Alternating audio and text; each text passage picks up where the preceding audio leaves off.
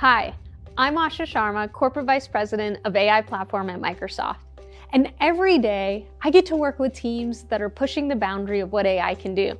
We're helping developers, scientists, businesses, and people around the entire world use AI to unlock new possibilities. AI is changing the way we build, it's changing the way we create, and how we innovate. And as developers, you are at the heart of this transformation. Whether you're working on applications, optimizing workflows, or pushing the boundaries of what is possible, AI is no longer a future technology. It is here, it is right now, and it is shaping the way that we work and the way that we live. Now, the beauty of AI is that it's not just for researchers and scientists in a lab. It's actually for every single developer. From integrating AI-powered tools in your daily workflows to building the next generation of applications, AI is an amplifier of human potential, and the best part, the tools and models are available today to make it more accessible than ever before. So in this keynote, we're going to take you on a journey through AI for developers. You're going to hear from some of the brightest minds in the industry about why AI matters, how Python has been so foundational to AI's rise, the latest advancements in AI agents, and how we can all build AI responsibly. The opportunity is in front of us, and it's massive. As developers, you're not just coding, you're shaping the future. Whether you're just getting started with AI or you're already building with it, there has never been a better time to dive in.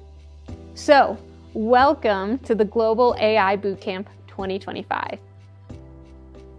Thank you, Asha, for setting the stage for today's keynote. AI is transforming the way we build software, and as developers, we have a huge opportunity to be part of this revolution. I'm Roland, and this is Sammy, and we'll be your host as we travel to speak with some of the most influential voices in AI, exploring how it's shaping development, what's next, and how we can all get started. Behind the scenes, our third board member and producer, making all of this possible, Genk, who's ensuring we capture every moment and bringing you the best conversations. This keynote is part of the Global AI community, an independent organization with over 85,000 members worldwide. Right now, all over the world, bootcamps are taking place in over 100 locations, just like this one. And together, we're reaching more than 250,000 people around the world. Now, this is more than just an event, it's a movement. A global effort to help developers of all backgrounds to learn, build, and grow in AI. And today we're kicking things off with someone who knows exactly why developers need to embrace AI, Scott Hanselman. Scott is a developer, educator, tech leader who's passionate about making AI accessible to everyone. So let's dive into why learning AI is essential for developers. Hi Scott, we're here with the Global AI community at the Global AI Bootcamp. Could you please help us make sense of what's happening in the AI space? I think it's getting a little out of control. I know that everyone's excited about AI, but I think it's a great opportunity at the AI Bootcamp for everyone to just chill out a little bit. You don't have to put AI on everything. Additionally, I think it's important for us to remember that AI sits on top of data science, on machine learning, on deep learning, on statistics itself. And while it feels like AI just came out last year and we should all pivot and run in the direction of AI, in fact, it's been around for a very long time, and there's a lot of really great experts, some of which we've collected today, that can put this stuff into context. So I'm excited about AI, but let's all just chill. And during this keynote, we're coming from several different angles, and hopefully you can shed some light on the developer side of things. Why should they start learning AI today? Well, I remember when I went from a black and white screen to a color screen, and I got syntax highlighting, and I was looking at code that wasn't all one color, and then I got autocomplete, and then I got IntelliSense, and now I've got spicy autocomplete because I've got GitHub Copilot that can help me as a developer, not just generate code, but better understand my code. I tend to use the Socratic method, and I interview GitHub Copilot as if it were an intern that was helping me with my code. Developers should think about what AI could do for them while they're writing code, what it can do for their DevOps experience while they're maintaining their sites, and then what it can do for their customers, because not everything needs a copilot and not everything needs a chatbot, but little strategic uses of AI within an application can really make a user's experience a lot better. And I think developers need to look at the full spectrum of things that GPTs can offer. As the vice president of developer communities, you must talk to a lot of developers just feeling overwhelmed. Where should they start? I think that's a great point. People are overwhelmed. People are worried about their jobs. People are worried about where they fit. And I think that you are smarter than the AI. We need to remember that this is an artificial intelligence. We are creative, we are intelligent, and we are in the driver's seat.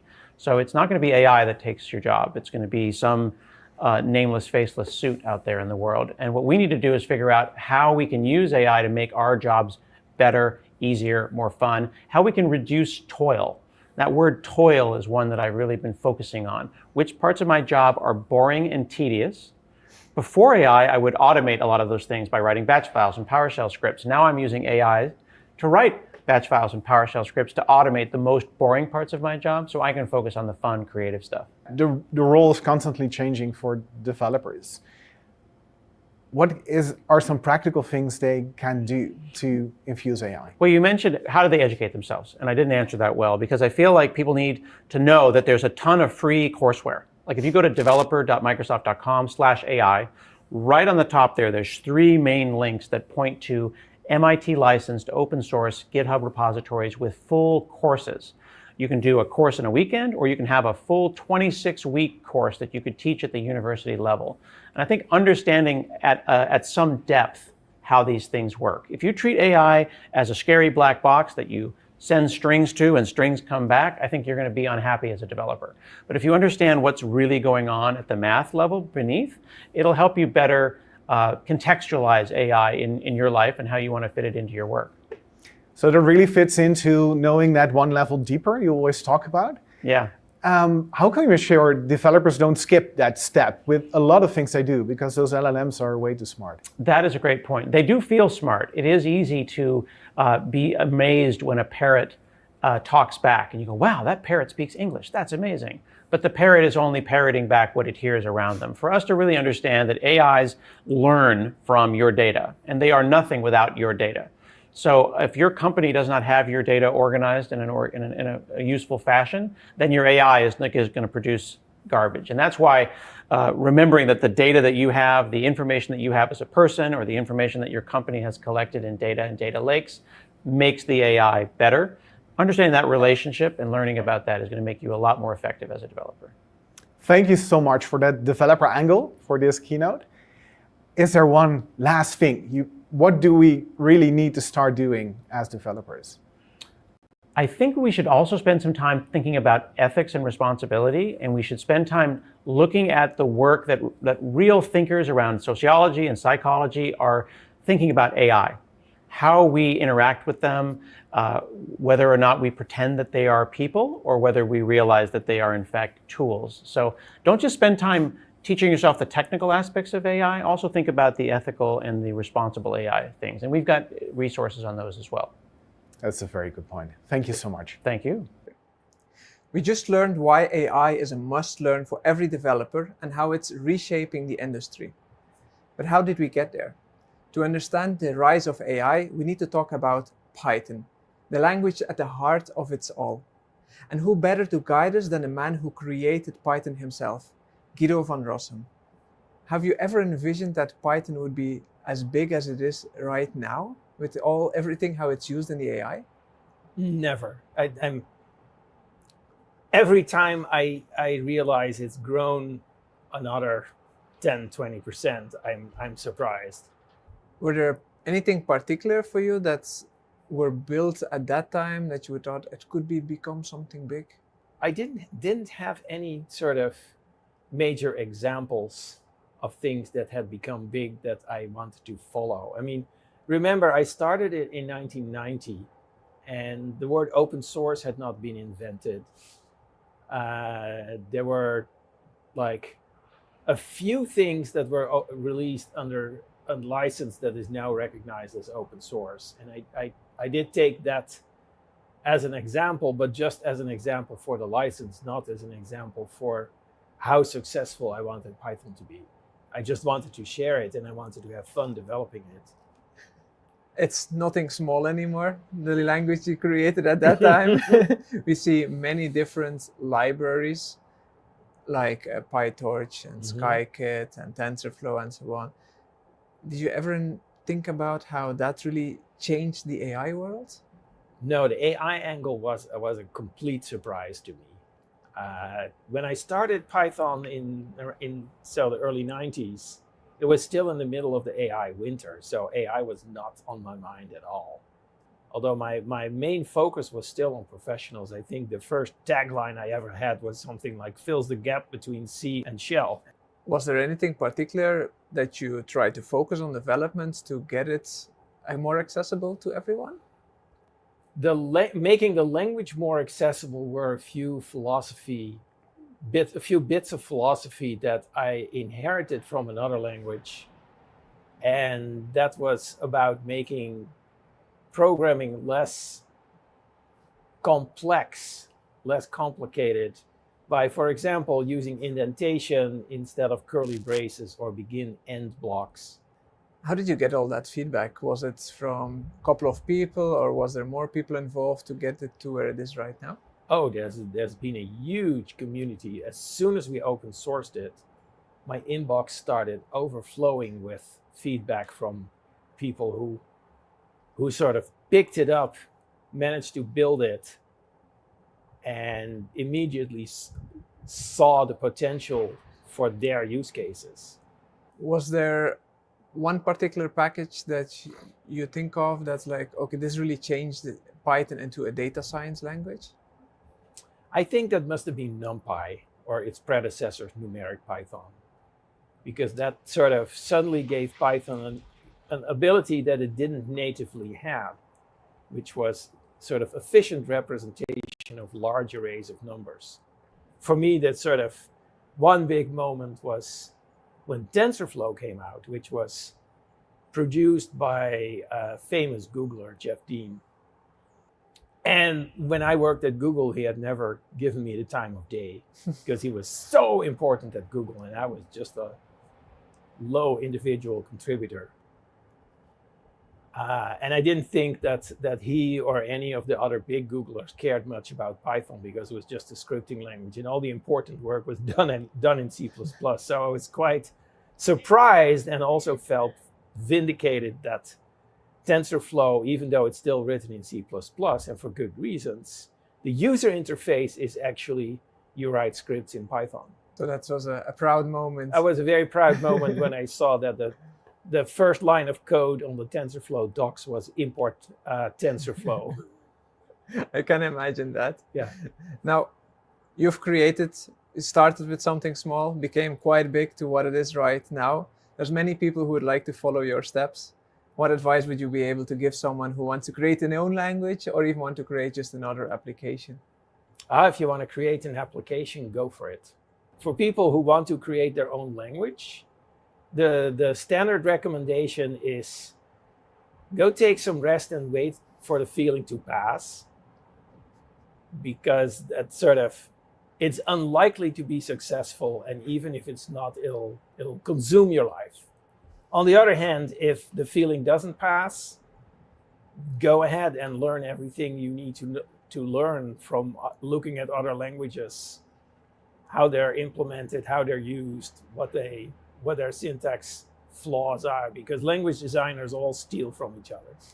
Python is still your little baby, I would say. It's not a little one, I guess. And it will grown into Godzilla. Well, and it will always follow you. We saw the number plate of your car. It also says Python, so it's really your thing. We're very happy with what you've set up at that time. And we thank you for your time today also. Of course. Thank you so much. Python's simplicity and power has made AI accessible to developers worldwide. And it's the foundation of many of the breakthroughs we see today. Now, one of the most exciting areas of AI is the rise of intelligent agents. AI systems that can think, act, and learn in real time. Now, to break this down, let's hear from Jennifer Marsman. She's the principal AI engineer in the office of the CTO at Microsoft. Jennifer, could you please explain to us what AI agents are and what they are doing? Yes. So an AI agent is simply a software process that you can delegate a chunk of work to, much like you could to a human colleague. So if you think about scenarios like customer service and software development, we're seeing a lot of that where people are able to utilize agents for help and augment their own capabilities with this work. But we're still very much in the early days of agents.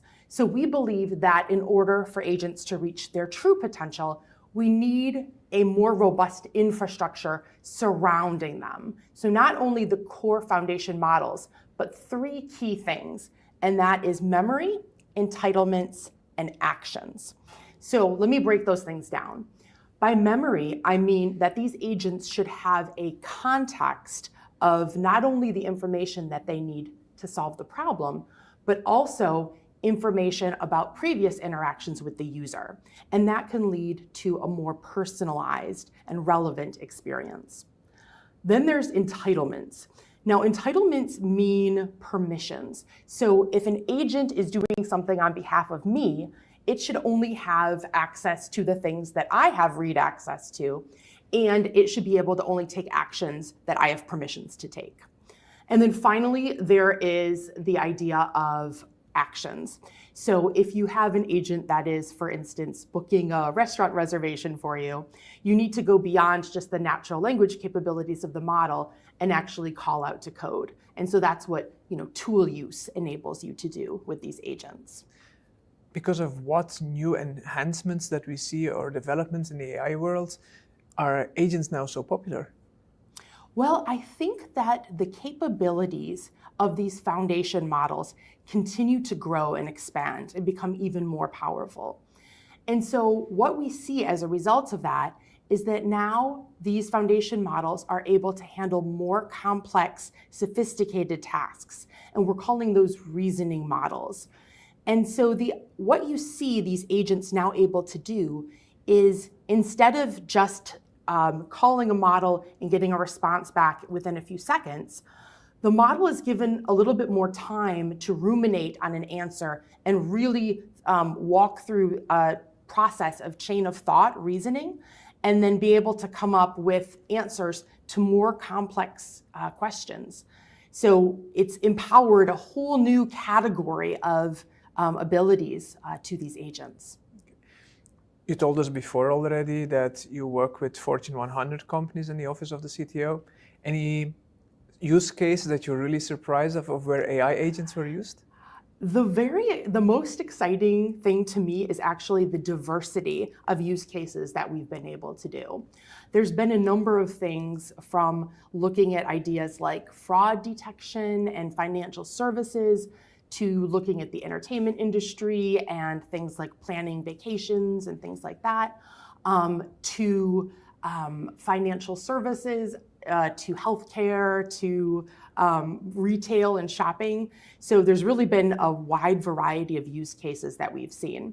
How do you see the future of the use of AI agents in the day-to-day life? Well, I actually had one of the most magical moments with one of the reasoning models. When I was doing early testing on a reasoning model, the O1 preview, the scenario that I tried was actually something that I was doing for myself in my personal life. I have 3 children, and they're all in different grades. One is in middle school, high school, and elementary school. And I was trying to sign them up for camps for the summer. And in my area, the camps are very complex. And so what I did is I actually wrote a prompt that described my 3 kids. Here are my 3 kids and what grade they're in and their interests. And then I threw that whole catalog, like the text of all of those summer camps, at the prompt and said, help me figure out, write me a matrix of each week of the summer by each kid and what camp they should be in. And it did it. And that was just this amazing moment, because that is a very, very complex constraint satisfaction problem where it had to keep track of a lot of nuanced detail. And the model was able to do that. And that was really exciting to see. So we already see a lot of developers trying to build AI agents. What advice could you give them to bring it to the next level? Well, there's 2 things I would say. The first thing is, instead of focusing on what an agent is or is not, really focus on what is the value that an agent could bring to you? What is the things that you could automate away, or the product value that you can give to your customers, or the way you can best serve others by creating a better service experience? I don't think we've actually hit the bottom of everything that we can do with just GPT 4.0. Like these foundation models have such amazing capabilities. Like the more you dig, the more things you play with, the more experimenting you do, the more you find like new capabilities that you wouldn't think they could do. I think the word experimenting is probably the most important one as the advice. It really is. Yeah. It really is. Thank you very much, Jennifer, for that advice. Yes, keep playing. AI agents are transforming how we interact with technology, enabling smarter automation and more intuitive user experiences. But as AI systems grow more powerful, we must also ensure they remain fair, transparent, responsible. To explore this critical topic, let's hear from Sarah Bird. Hi Sarah, you lead the Responsible AI initiative at Microsoft. We start with a big question. Why do you think responsible AI is such a critical element now in the entire AI landscape? You say it's a big question, but I feel like it's actually a really easy question because who wants to use an AI system that they don't trust, right? We see the potential of AI to change how we do everything, right? How we communicate with other people, how we work, how we have fun. But those are important areas of our life. We're not going to want to use AI for that if we can't trust it to behave in the way we want, aligned with the things we care about. We need to make sure that it's secure, that it's safe, that it keeps our information private.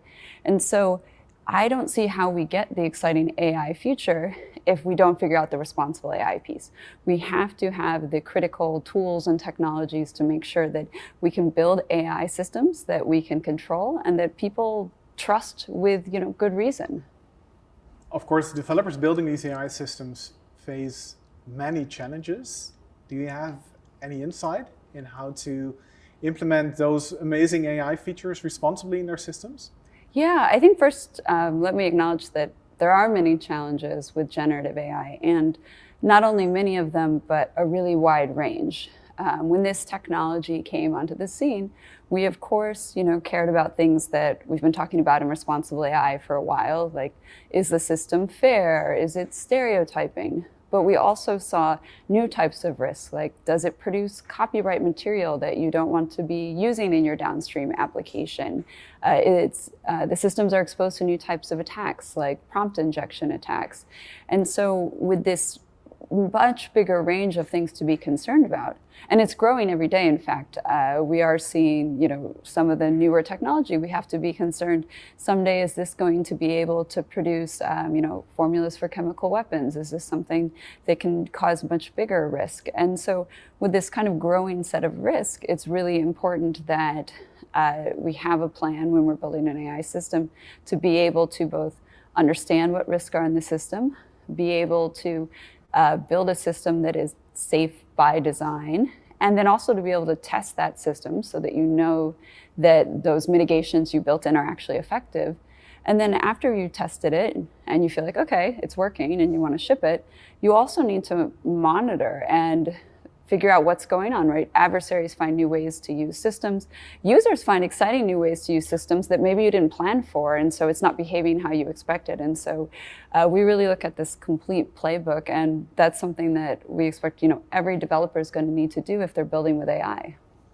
And that's such a valuable insight, because that has been the case, of course, with software, even without AI features, that we should really test and monitor and keep monitoring.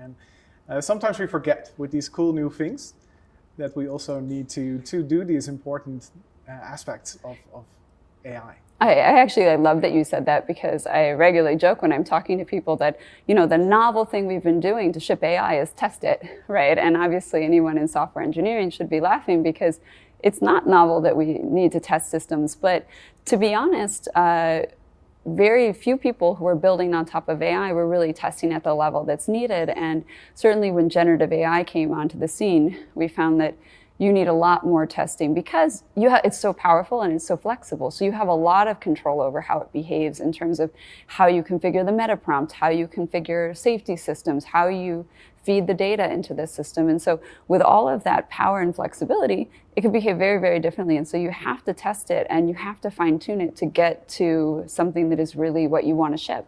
Developers are, of course, still learning how to develop these systems, how to implement AI.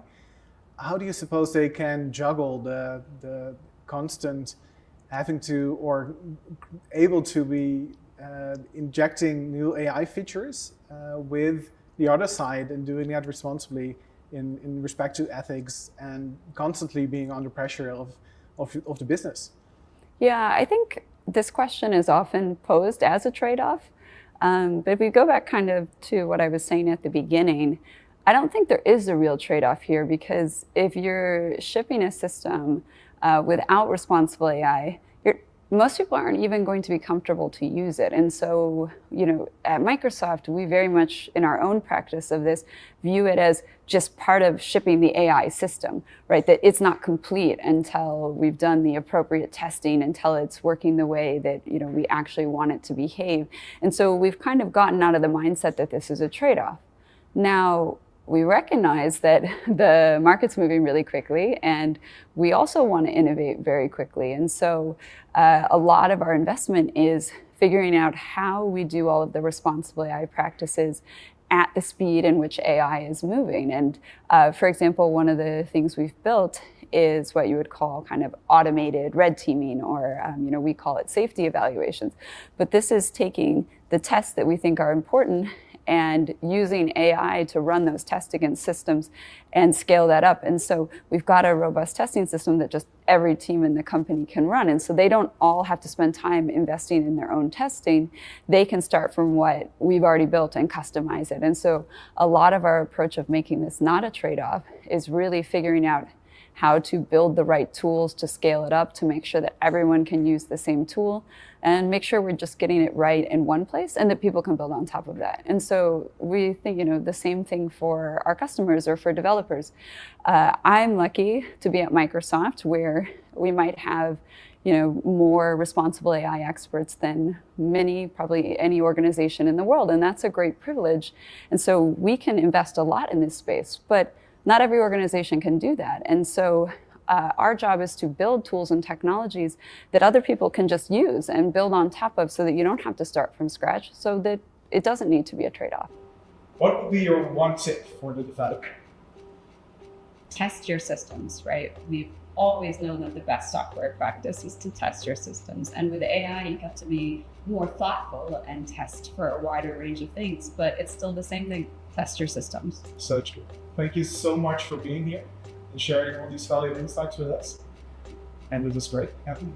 Yeah, thank you so much for having me. I'm excited to see what everyone builds.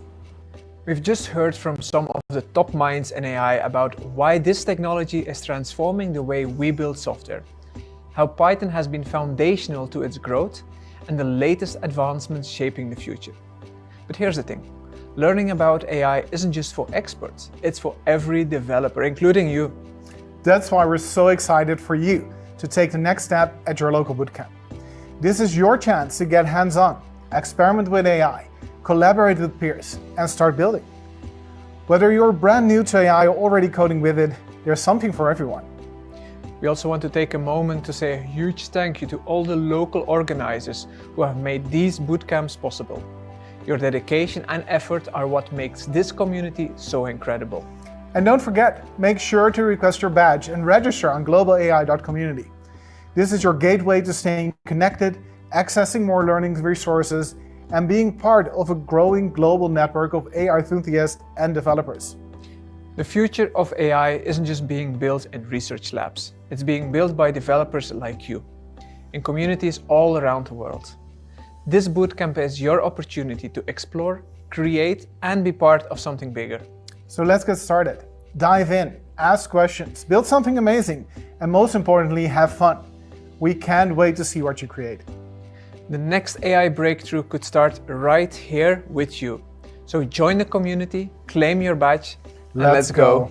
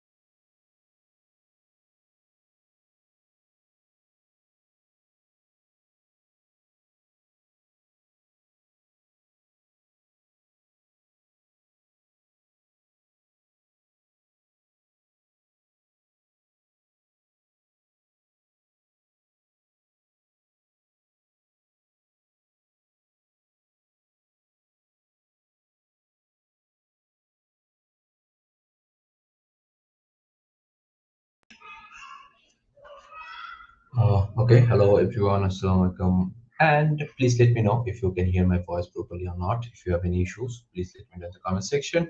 Okay, so hello everyone. I'm just waiting for confirmation. Feel free to let me know if the voice is perfect. Then we'll start our global AI bootcamp. Dhaka.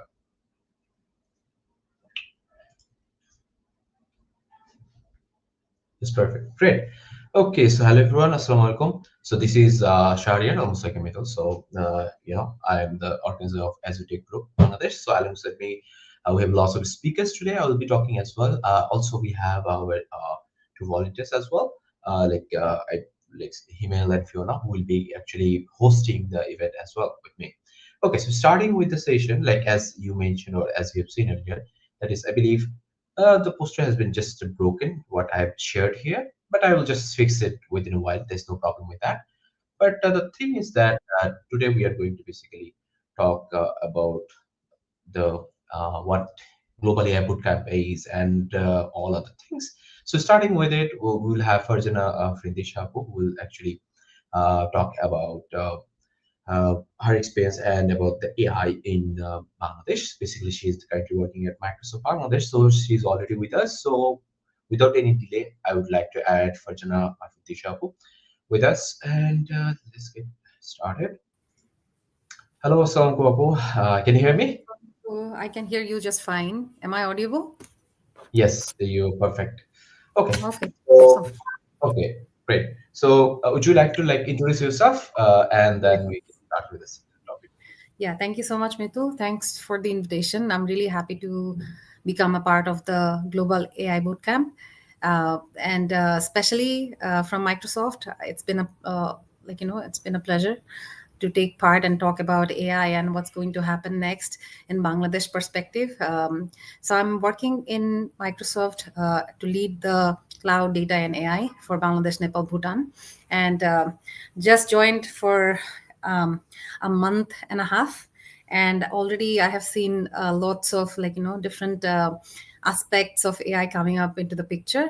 And what I have seen is very interesting that even though Bangladesh doesn't talk much about AI, agentic AI, and other stuff, but globally I have seen it since my I have been in the IT industry for last 10 plus years. So I have seen Europe has been talking about agentic AI since before a year ahead, when I was having a webinar with one of my Spanish friend. So they already bought this agentic startups and other stuff, and I have been seeing a lot of agentic startups been introduced by YC recently. So this is going to be an evolution in terms of industry shift, or the solution or product that we have seen so far, which have served us with I'm talking about the SaaS revolution. Before that, it was every people was asking about give me custom solution. People were very much concerned about keeping data on prem, and sometimes so this fine line or thin line is gonna blur. And since after the introduction of AI and what AI agents can do, I think there are a lot of things which is easily doable by Microsoft tools and technologies, which Microsoft has brought before the globe as a whole.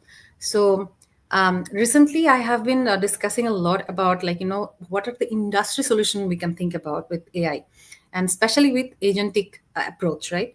So what I can definitely see that by end of 2025, a lot of agentic assistant will be there to help individuals to increase their productivity. For example, since I'm working with Microsoft, I get the office license office, right, automatically, and Mhm. it's already enabled by Copilot. And what is very helpful for my day to day productivity and then efficiency. So this chatbot, which is also enabled in different platforms like Teams and Offices, it's actually helping me to do my job faster than before. For example, every morning I do not have to check manually what are the emails I need to prioritize, or what are the things or meetings that's coming up for the day. So I just simply put a prompt in my Copilot and ask, "Hey Copilot, can you please give me what are the meetings coming up for today, and what should be my preparation? What are the most urgent, important emails I have to attend?" So this is where the Copilot is helping me. I can literally show you. I think since the present option is there, let me just share my screen quickly, and I can share what is the what is possible. And Yeah, sure. let me know if you can see my screen. Okay. Yes, I do. Yeah, you can go to the. Okay. Awesome. So see, this is my Copilot, and now what happens? Even your laptops or PCs coming up with a Copilot button. So just I'm simply pressing the button, and this Copilot is out. So already you can see I'm doing a lot of things with my Copilot, and there is an option that we can build our personal agent as well with this Copilot, and also Copilot Studio. We can build agent for our organization as well, and also we can do custom agent with Azure AI Foundry, right? So I will go into that segment afterwards. Just I'm going to show you how fast we can build an agent for ourselves and also for our organization. So I'm just going to click on the create an agent option, and then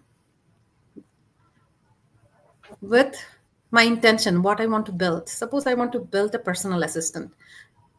So this is the easiest one, right? Everyone wants a personal assistant. Suppose I'm saying I want to build a personal assistant who will remind me of my urgent emails, meetings, and whole day schedule each morning at 10 a.m. Now I'm gonna just simply press enter, and then with this prompt, let us see what Copilot 3D is actually bringing up. So it's saying, great, now let's determine a name for your personal assistant. And how about daily reminder assistant? Yeah, I can go with the name. If I don't want to um, if I don't like it, I might not say that I would like it, but just putting yes, I like it so far. So then let us see what it's gonna do.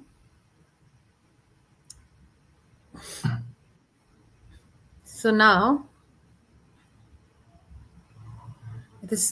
let's refine the instruction for daily reminder assistance. First, what specific task or action should the assistant perform? For example, remind me of urgent email, notify me, for a summary, etc. Just yes. I think these three things was the primary, ask from this agent. So now, if I'm clicking yes, it's gonna auto saving the instructions. And next, let's define the specific task or action. Okay. So now I have to just say it out loud to him, I think. Otherwise it cannot proceed. So remind me of my urgent mails, notify upcoming meetings, and provide. Okay. So that's it. So these three things. And it's so intelligent, it can already sort of sense that what I'm asking, or it has a standard set already. So the daily reminder assistant is now set up to remind you urgent emails. So this is how my chatbot would now look like. So this is the daily reminder assistant. If I want to configure it further, I can go to to the configuration tab, and then I can see whether I need to like connect anything. So if I connect my APIs, like my Office or other APIs, or suppose when I'm building a bot for my website. So just simply putting my website link or a few other links that I want to place.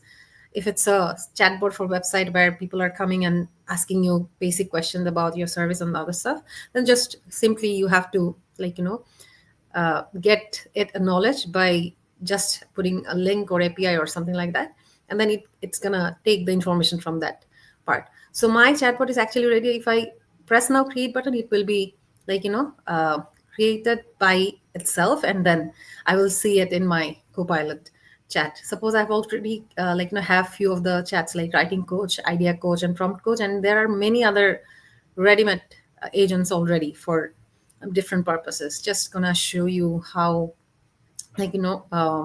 efficient and also very easy to pull these things off.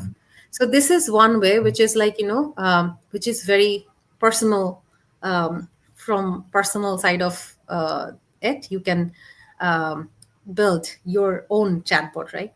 And now if you want to build a chatbot for another company, then also you can also go to Azure AI Studio.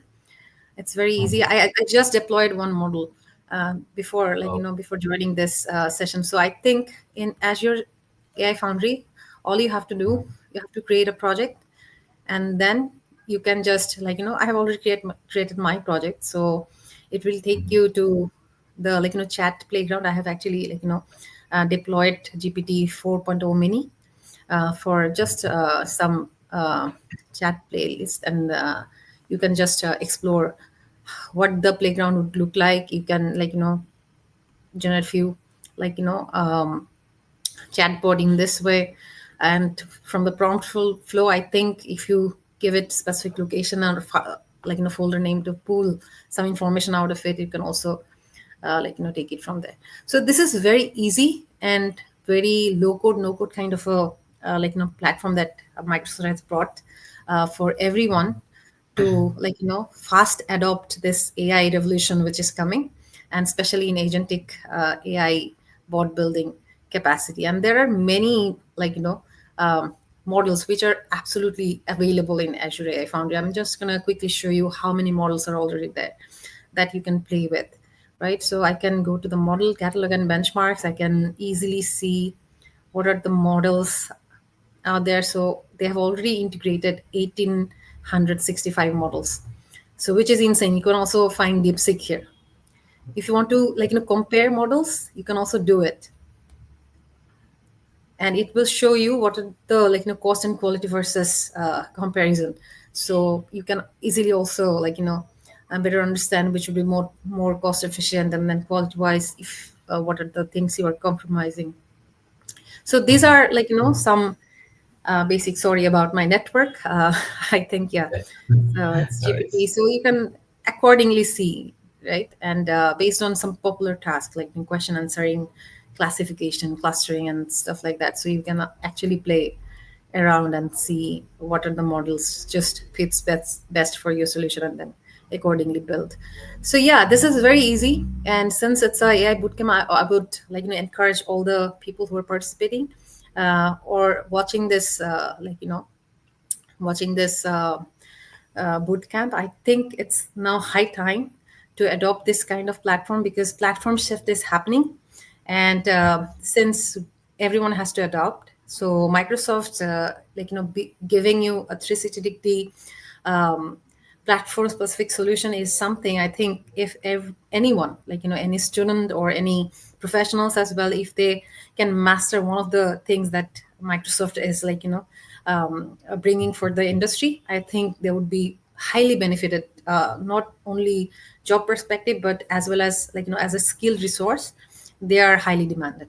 So encouraging everyone to just watch out and see what are the easiest thing that you can adopt fast, and then accordingly you can learn even better with time. So yeah, that's about it. I think just wanted to quickly show what is possible, with even knowing a line of coding can do. And it's very easy, and it will be eventually easy, but a lot of scope which I see in Bangladesh market or Nepal or Bhutan, I think there are a lot of there would be in need of a lot of startups who would be coming up with industry specific agents, which are easily integrable with the industry specific needs. So there I see a lot of potential, and yeah, just hoping for the best that some of the startups will be rising soon. Yeah. Yes. Okay. That was awesome, actually. And my personal question to you is like, okay, so you've been you just recently joined Microsoft Analyst. That's really awesome. Congratulations. And the thing Thank you is so that, much. yeah, welcome. And now the thing is, what are the things you have like noticed, especially for the Bangladesh market or the customers are like, how are they, or are they using the agents, or which situation are they in currently? And how do you think how they can adopt to it, to the recent things that's happening with AI? Yes, what I'm seeing a lot of people is asking about the Copilot agents, Uh-huh. especially or the Copilots as a whole, right? So Mhm. Mhm. many Bangladeshi industry or companies, big companies are using Microsoft Office, and now Copilot is coming with it, and then it's I have shown how so. It's integrated with your email, your Teams, or other platforms which is there. So it's actually helping you. Suppose in email I'm replying to an email, I don't have to do anything. Just I'm saying Copilot, please make a draft reply for this email, and it will come up with a draft reply, and probably for with a one two line tweak I can send it easily.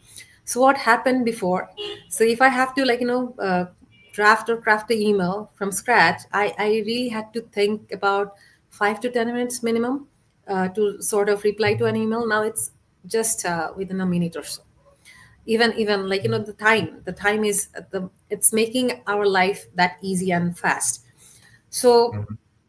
I have seen a lot of adoption in that part, and also I have seen a lot of curiosity around Copilot Studio agents building know-how. So taking a lot of session for that as well. Many companies who are thinking to build solutions for in Bangladesh, suppose for an example RNG sector or other industry specific solutions. So they're also thinking Mhm. about this model deployment, different model for different assessments, or suppose chat, text to speech, speech to text, so different kind of model.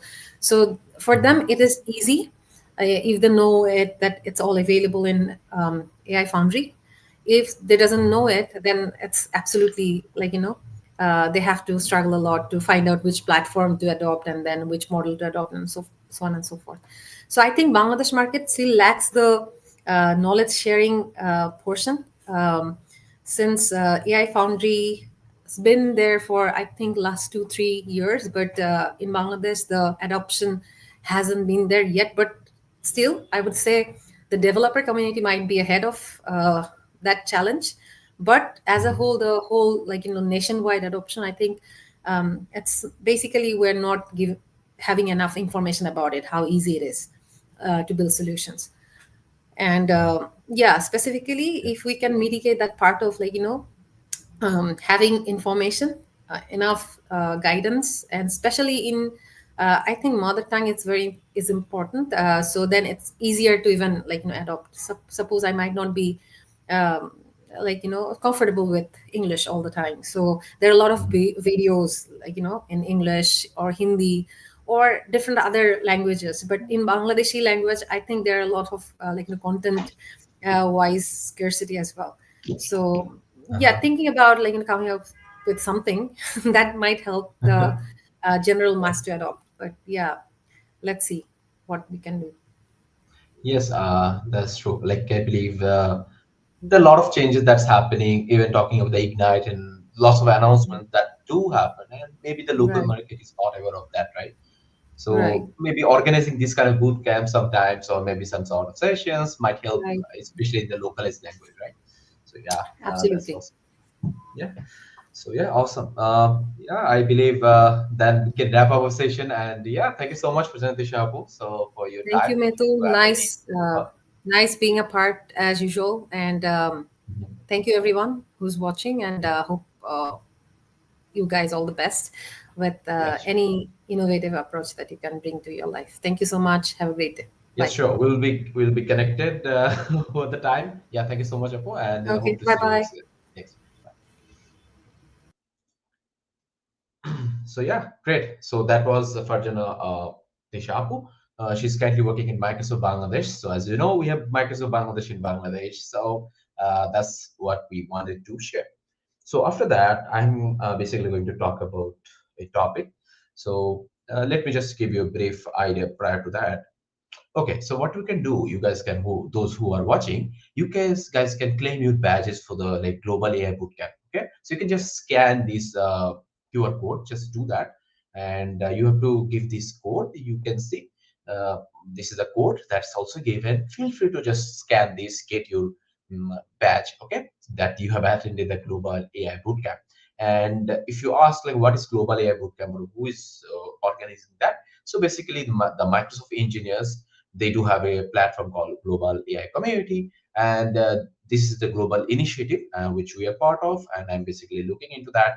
So yeah, that is what you can go for. So feel free to scan this one. I will share this one gradually later on as well. Okay, so yeah, great. So that was Prachanti Shop we had. I believe this slide is a bit broken, but yeah, let's go for that. I will just look into that later on. Now my topic should be building tomorrow's AI solution. So let me just remove this one and we'll talk about the session. Okay, so prior to the this thing, my session is starting. Each session should be of like 14 minutes, 30 minutes for the talk and 10 minutes for the question Q&A. If you have any questions, feel free to ask. We have global speakers also. They'll be joining maybe from 8:20 p.m. And starting with, I will talk first of all. And second, we have Sajid Rahman, who is one of our Azure Tech Group community member. And after that, we have MVPs, like three MVPs, one from USA, one from Bangladesh, one from Pakistan. So they will be talking as well. So yeah, the schedule is pretty much tight, and I really wanted to like share like what's going to happen within a while. And the session should like the session will continue and will end, I guess, in 10:30 p.m. or so. Okay, so if you have any questions, feel free to ask in the comment section, and take out your notes and write down whatever interesting or whatever is interesting to you. So first of all, I will now go and start my session. Let's go. Okay, let me just go for this one. Copy this one. Share screens. Okay, just stop this one and let's go for the share screen. This one it should be okay. Great. Share screen. Window.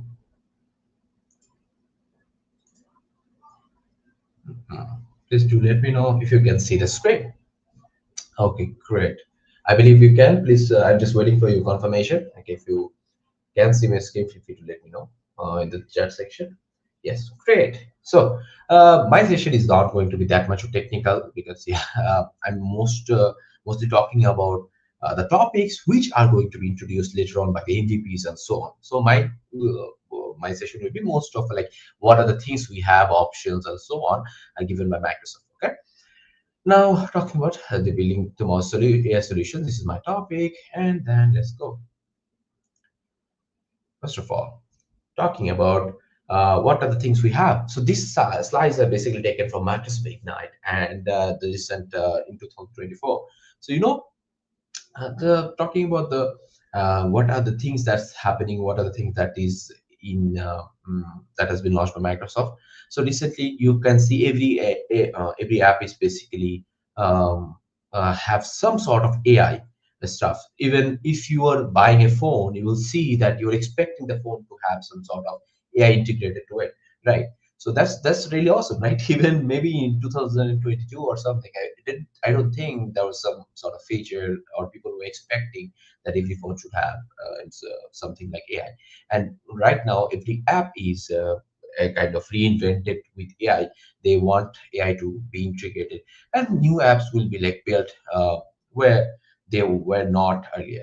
Okay, now talking about this interesting factor that we have like almost 1 billion new applicants, like they built over the next 24 to 36 months.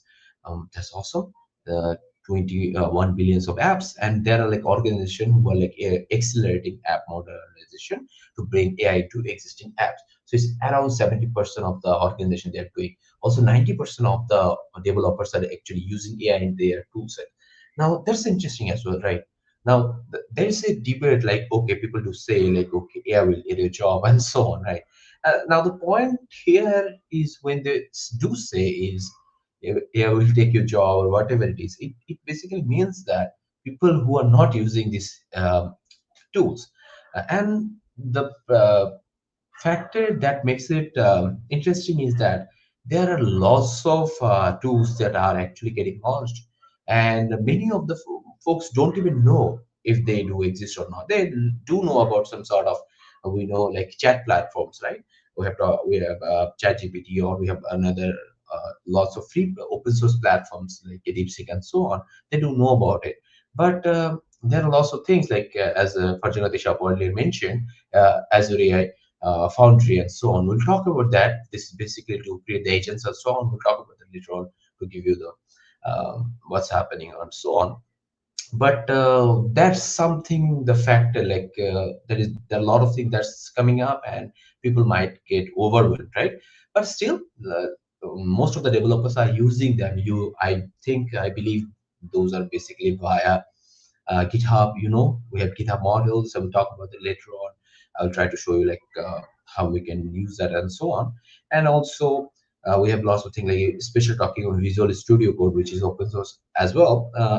If you go use Visual Studio Code and you can integrate that use with your GitHub, you can actually use the models in your VS Code, and especially also in your command prompt and so on. So there are a lot of ways right now to use AI, and that is making the life of a developer much more easier. And but that actually creates a challenge for the people who are not actually developing themselves. If you have some sort of knowledge and you are not developing yourself daily on the daily basis, you have to face the consequences because others are using AI and they're also developing themselves daily. So yeah, that is what I think people should be looking into. And now talking about the reality. Now, the reality earlier we talked about is okay, like about 1 billions of the new apps are actually going to use AI. But like in the reality, they're like 14% of the conversation rate from AI POC to production. That's very low. And also 74% organization in Gen AI are planning to experiment this stage. That's also a very good amount of the factors, but there are a few factors which are like hindering the Gen AI production. Like there are lots of tools that are out there, but there are a few reasons why that is not in the pace. As Fatih already mentioned as well about our local community, that there are a lot of people who don't know like what are the tools we do have actually existing. Maybe they do know about few stuffs, few tools, few AI chatbot, right? Or chat agents as well. But the things, one of those are like 41% of them are actually lack of developer skills and tools. So that's a major issue, right? Almost like nearly 50% they lack these skills. Okay, and 38% are like excessive cost outstripping ROI goals. And yeah, that's true. That just understand like how this AI or ML is working, right? So in basic, what they are doing is there are like GPUs that are running in cloud and so on, right? So when we ask something, those questions are sent to the cloud, and those GPUs do work fast and fast, and so that we get a very quick answer. So as you know, like obviously GPUs are very much costly. So as a whole, the whole process is very much costly. So if you want to work with ML models, like especially not working with the solutions provided by the tech giants, if you just want to work manually, you'll see there are a lot of costs. Even if you just run a machine learning model in GPU in cloud, maybe you will see like there is a lot of cost associated with it. But organizations do try their best to like create a solution, which obviously they have to do some business as well, right? So that's how things work. Okay, great. Now, 38% of the excessive costs outstripping ROI goals. That's great. Um, that is not good, right? And 36% of the infrastructure performance and availability. Okay, and 35% is for the poor IT and business coordination. Okay, let me just check a bit. There's some issues we have. Okay, no. Yeah, things are pretty much perfect. Great, let's just move on. Okay, now talking about the world's most loved developer tools. As I mentioned, like 90% of the folks are using AI. Interestingly, these are the tools that are like mostly used by the developers. Everywhere you go, we know about the VS Code, right? Visual Studio Code. We use GitHub mostly. Yes, there are other tools as well, GitLab and others, but yes, GitHub is our favorite tools and Copilot Studio. So earlier we saw the Copilot Studio. So these are the tools we are using and integrating for a while, right? And demystifying the AI development. Now, here's the interesting part. Now let's talk about the AI, how it works. So at basic, what happens? So you are sending some sort of prompt, right? Like maybe what is prompt? If you don't know, prompt is just a message or some sort of thing you ask for. You create a prompt, a text, right, in your chat bot or whatever it is. Maybe you go to chat GPT and just write like, okay, give me the total height of Burj Khalifa. You can just ask for that. That's just a prompt. You just send it and you just press send. Okay, you just rotate and send, press send, and this is sent to the model, right? The model generates some sort of response. You will see there are lots of text or whatever it is, maybe a small sentence or a lots of text, and like those, depending on the response, it just runs the code. And again, you see there is a loop, right? The prompt and model and response. This is basically because maybe sometimes you ask for the height of Burj Khalifa. Initially, at 2022 or earlier, when the AI or the Chat GPT was actually launched, I guess it's the end in September or so. I'm not sure about the when the Chat GPT was launched, but the thing is, initially, like folks had few issues, lots of issues, like when they asked for something, they were not getting the information. Yes, they were getting a lot of things, but they started asking lots of questions which they were not able to get.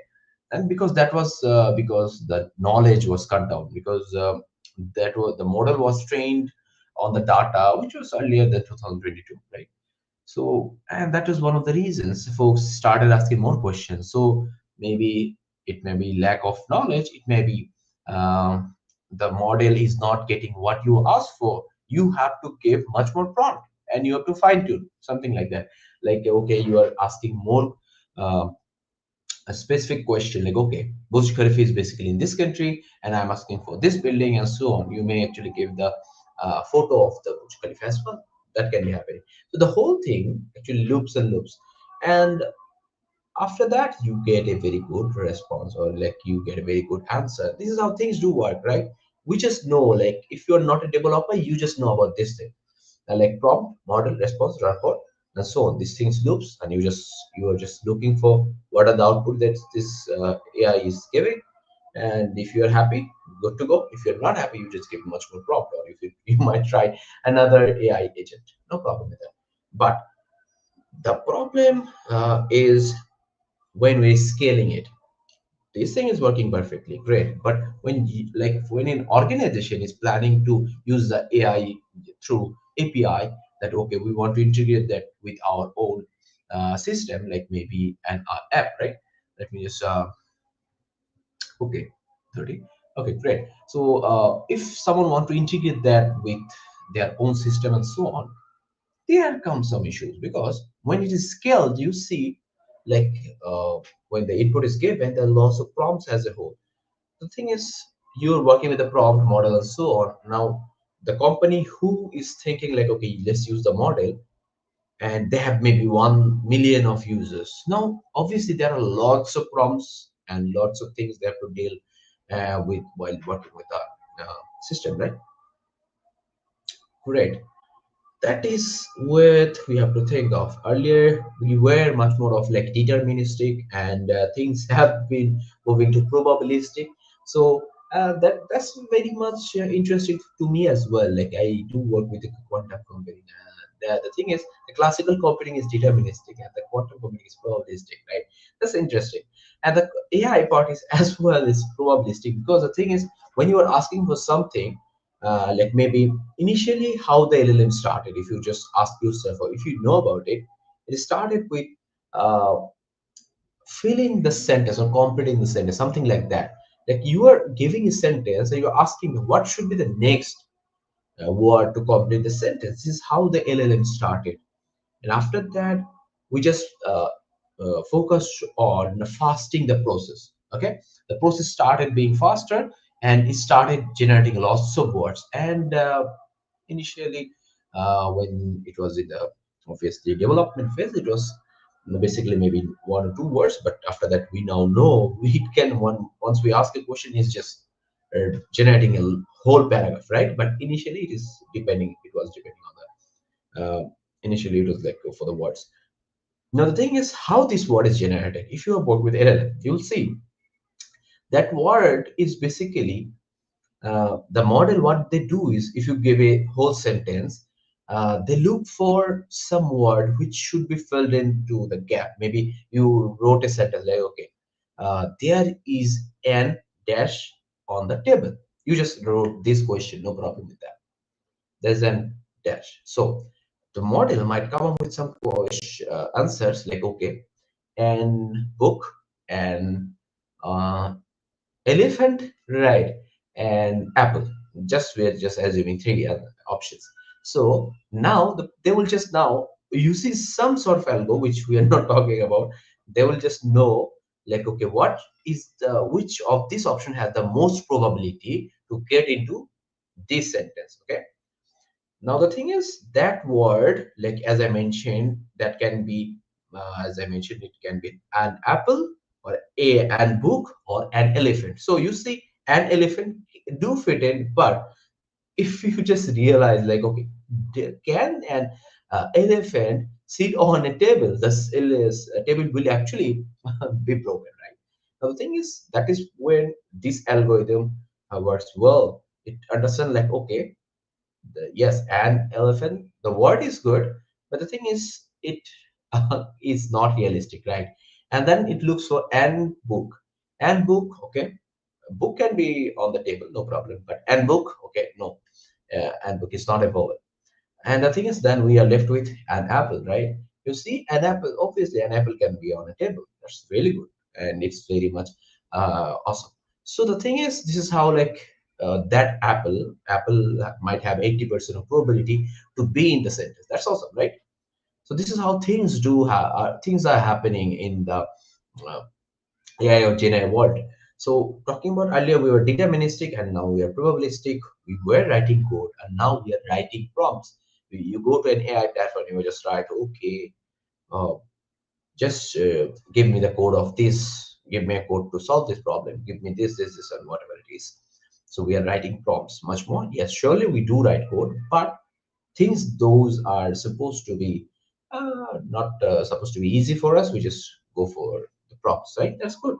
Things are changing, and we would actually we were doing building the features, and now we are creating agents. So earlier in our sessions, we did say like, okay, Farjati Shapu showed us like, okay, what we can do, like how we can create our agents. And as mentioned, you can see we can just create agents. We're doing that.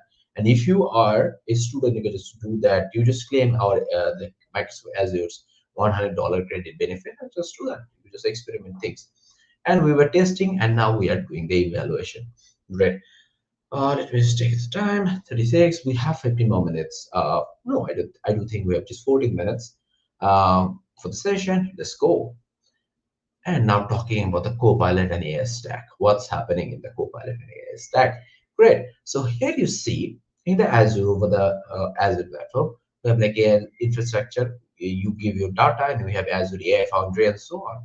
And we are also integrating that with our best tools which we are using, our developer tools, our favorite tools, Copilot Studio, Visual Studio, GitHub, and we are integrating that with Azure. So which is basically, you can call it a trustworthy AI, because earlier in our keynote said by Microsoft, you have seen that they mentioned it much more, that they are focused on creating responsible AI. So this is the part we are integrating, right? We're just talking, we are using our developer tools, most famous tools, GitHub, VS Code, and so on, with Azure AI. We can do that. And especially when you have creatives, feel free to just check that out and feel free to try what's happening. And yeah, nowadays we do actually go for that. So the thing is, developers, if we talk about how we start or how do we work with things earlier or in the initial phase, what we choose is we have some sort of data, right? And then we do work with some sort of proof of concept or whatever you say, like maybe some sort of demo, like, okay, we have some data. If you just put it to a model or something or whatever it is, it just works. Sorry for that. And after that, what we do is we, once it runs perfectly, we go for the production, right? It's basically in the development or design phase, right? And after that, that's the interesting part, which is uh, sorry, my bad. We go for the development. After that, we go for the production. And in the production phase, you see that continually improve the user experience. That's our target, right? So you can now understand, like, okay, in which phase of our development we can integrate the AI. Wherever you go, you see, like, from the data to proof of concept, even in that phase we can get some idea, like, okay, because AI has been trained on lots of data. It knows what kind of maybe there are lots of proof of concept it has worked on, looked into it. You can ask for, like, okay, this is the thing I'm working and so on. What can be better to improve this one and so on. You can get help here. You can get help in the development phase as well. Maybe asking for the code, like, hey, I'm doing this one. Just give me a code to do this task. And once you get it, maybe there is something that is not for like something you do want. You can just say, okay, and you modify this one because I'm not looking into that and so on. You can get help in the development phase as well. And talking about the production, I mean, especially you can use that like cloud platforms for the production and so on. It's also giving you the security as well. So in the whole phase, the things are pretty much easy for you right now to innovate, right? Okay, we can now build our proof of concept. No problem with that. I'm now not going to show any demo, at least in this session. After that sessions, we have lots of demos. My whole plan is to just give you the concept, what are the things that is here, and our other speakers are going to talk about, okay, specifically about this each and every topic, okay, and the tools. Okay, so now talking about, please do let me know how many of you use like IDs, okay, and how many of you do use like the extensions, specifically from VS Code and so on, and how many of you are using like the Python or JS or C. Like, I'm a big fan of Python, to be honest. Like, okay, my university web started from Python, and I just loved it because, especially working with TensorFlow, especially working with other contribution or big projects, Python has helped a lot. And talking about JavaScript, just like JavaScript, Python is very famous as well, because each and every, even talking about my currently I'm working with quantum computing, so even the languages, they are also built something that can be integrated with Python. That's really awesome. And the things all about the open source is really awesome. And yeah, Microsoft, like, we have GitHub. So GitHub has been a very good partner to host those open source projects. Great. Now, also, please to let me know if you use Azure AI. How many of you use Azure, or how many of you have used ChatGPT? I believe every one of you have used ChatGPT for by now, right? So yeah, this is the things we do use in developer phases, right? Now, talking about the scaling in Azure, like, feel free to let me know, like, okay, I did use Python or I do use JS, great. But now talking about the Azure, the scaling up in Azure, right? We have this Azure OpenAI service and also Azure AI Search. You see just from the images, like, these are basically built to scale up the things.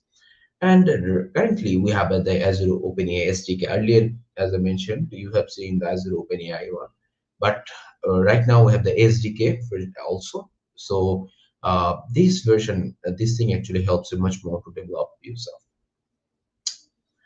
Okay, now talking about the Azure AI Foundry, I've been waiting for this to talk about. So earlier we have seen the Azure AI Foundry, right?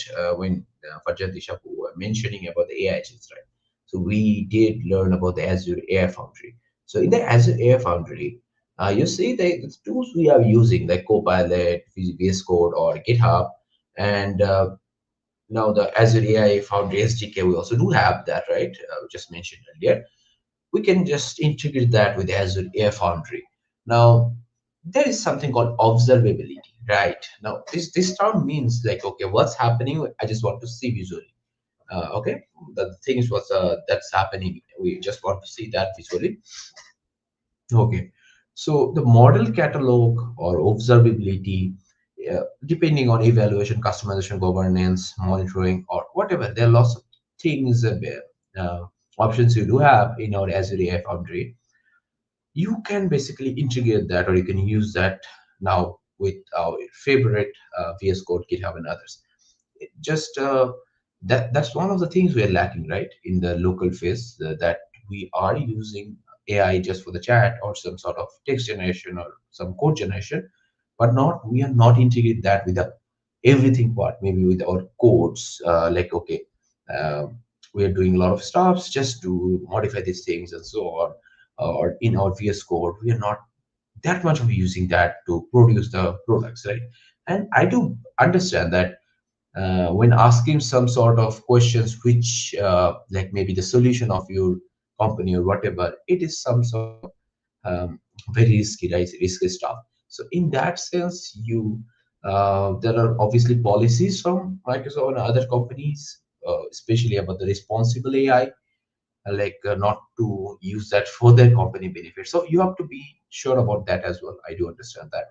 But if we can integrate our developer tools with Azure Foundry like tools, that makes things much more easier. Especially we can use Azure OpenAI service, Azure AI Search, Azure AI Agent Service, and Azure AI Content Safety. So content safety is something obviously we are much more like conscious about, specifically in this area in region. Like people are very much cautious about, okay, about the security portion. And Azure AI Agent Service, as Fajati Shapwali mentioned, that this agent service is something very interesting, right? And yeah, that's really awesome. Like, okay, this that is really fascinating. Especially I do believe is there will be a day like sometimes these agents are going to be something like extensions, just like we do use extensions in our browser. We might use extensions like the agent, like, okay, just we will install that, it will just do the things for us, and our main task should be the creativity, because we humans are the best the creations, right? So yeah, this is how things should work. And let me just first go forward, because we have to end the session as well. I'm just going to give you some ideas. And as we AI Foundry SDK we just mentioned in the last one, as we AI Foundry SDK, you use that. And yeah, this is how you can create an AI project, use in common interfacing API, use like Azure AI Search to ground model response in your data, deploy apps. Also, you can create like basic app templates using initialize from the templates. You have that in your Azure AI Foundry. You can just look for that. Also, Azure AI Agent Service, that's also in the preview mode. You can just look for that. And this is how things should work. Create an agent with file search too. And the thing is, yeah, this is how you just give your code, create thread with message, and run agent. Yeah, yes, like for the people who are doing the code and running the code, you have lots of evaluation metrics. You can evaluate how things are working depending on that, and optimize the stuffs. Yeah, delivering experience to end users. You may need to like integrate into an existing website, integrate into teams, etc., etc. And like AI agents and others, specifically the 365 tools are integrated with the systems we do have right now. Great. And yeah, Microsoft 365 Agent SDK, that's something that's used. And I'm much more interested about this page, like how things are working. So you see, like Microsoft 365 Agent SDK, which is looking into that. We have like composition and user experience is for the M365 Copilot, Teams, Web, etc. It's just for the user experience. After that, we have like knowledge and actions for that. We have like for the knowledge and action part, web graphs, Fabric, SharePoint being Azure AI Search. And the orchestration is the semantic kernel. And for the agent intelligence, we have like Copilot Studio agents, Azure AI Agent Service. And these are the models displayed on Facebook and others platform as well. Okay, I believe, yeah, Azure AI evaluation experiments. Yeah, so if it's in the private preview mode, when it was launched in Ignite, but you can just look for that, scale your AI applications using CI/CD workflow. Just sign up for that, experiment with that, then you will get some idea about how things are working. So yeah, that should be something. Let me just stop sharing because we have our another sessions coming up. The schedule is pretty much tight, and that is from Sajadur Rahman. We'll be talking about uh, specifically how to create an agent, right? So I just mentioned about what are the things that's happening, what are the things Microsoft is offering as a whole, and now we will also learn about the session. So if you have any questions, feel free to ask, like, okay, how can I check out the demos? But prior to that, I just want to show you a few things, like, okay, specifically, I wanted to show you the GitHub models, as I mentioned earlier, right? Let me just show you while sharing my screen. Let me just do that for a while. Share screen. Window, right. I believe into screen should be done. Great. I believe you can see my screen. And now let's go for this one, VS Code. Okay, that's interesting, right? So in the VS Code, you can see you can just search for AI extensions, right? AI tools specifically. So the AI toolkit for Visual Studio Code, right? Yeah, it's all like created by Microsoft. So here you see like you have to connect your GitHub for sure. There are lots of models you do have. Like I just added this one, like DeepSeek one. It's very interesting to see this one. And you see that they're like hosted by GitHub something and hosted by Olama. So if you have worked with Olama, you might know that if you want to run your models locally, you do use Olama for that, right? And you just do it. If you have the GitHub, if you have GitHub account, you can just use this GitHub models. Okay, you just go for that and maybe add something or here's something. Maybe let's go for, let's look for something. Okay, OpenAI GPT 4.0. Let me just add this one and try and play around. Okay, that's cool. You see that was earlier about our previous one. And now the model is OpenAI. So we can just ask like, okay,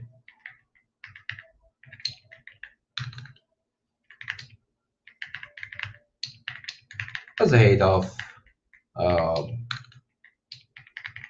Burj Khalifa? Okay, you see the Burj Khalifa is using OpenAI GPT. Earlier I did use DeepSeek R1, so it's like Burj Khalifa located in Dubai and so on. Height of it is like 8 to 9.8 and so on. When I asked on DeepSeek R1, it was basically thinking and thinking these are the things when it thinks. You see, these are the text it generates and then it give me this answer. And this is the OpenAI so like GPT 4.0, and you see they're very much concise and something. So you can just compare them as a whole. Now talking about another thing I was very interested to talk about is GitHub models. So when I joined the GitHub universe earlier in 2024, sorry, not earlier, it was in the back, like in the November, the GitHub CEO was mentioning like, okay, we're launching the models in the event. So during the event, we just learned about it. So what do? You just search for GitHub models from the marketplace, and you just go ahead and you can just try anything. Like maybe just ask, come up here and just I can ask the questions, right? Okay. You see there are like 4 tags here. You can just ask the question and you see the training date was October 2023. Context is 131K and 16K. And the languages, these are the languages it does support. Sadly, it's not Bangla here. But yeah, we can just ask the same question, I believe. But I'm not that much of like interested right now to test this out because we are running out of time. So okay, thank you so much, guys. I believe I'm just stopping the share. Stop sharing this one. And if you have any questions, feel free to ask. Like, okay, this is how or what are the solution we can use in this solution? What are the things we can use in our this tool and so on, just to make it run. Okay, now we'll start with another session, which is much more about the agents, right? Let's go. Let me just check this one for a while. Although this is going to be presented by Sajid Rahman, like agent build with Azure AI Foundry. That's interesting. Like earlier we saw just how to create a custom agent, and now Sajid will actually use the code to create the agents. Okay, let me just remove this one. And prior to that, I am also interested to show, if you have not claimed your badges by now, feel free to do that. And we'll just wait for 2 to 3 minutes, like 2 minutes, and we'll start our next session, and you can ask your questions as well.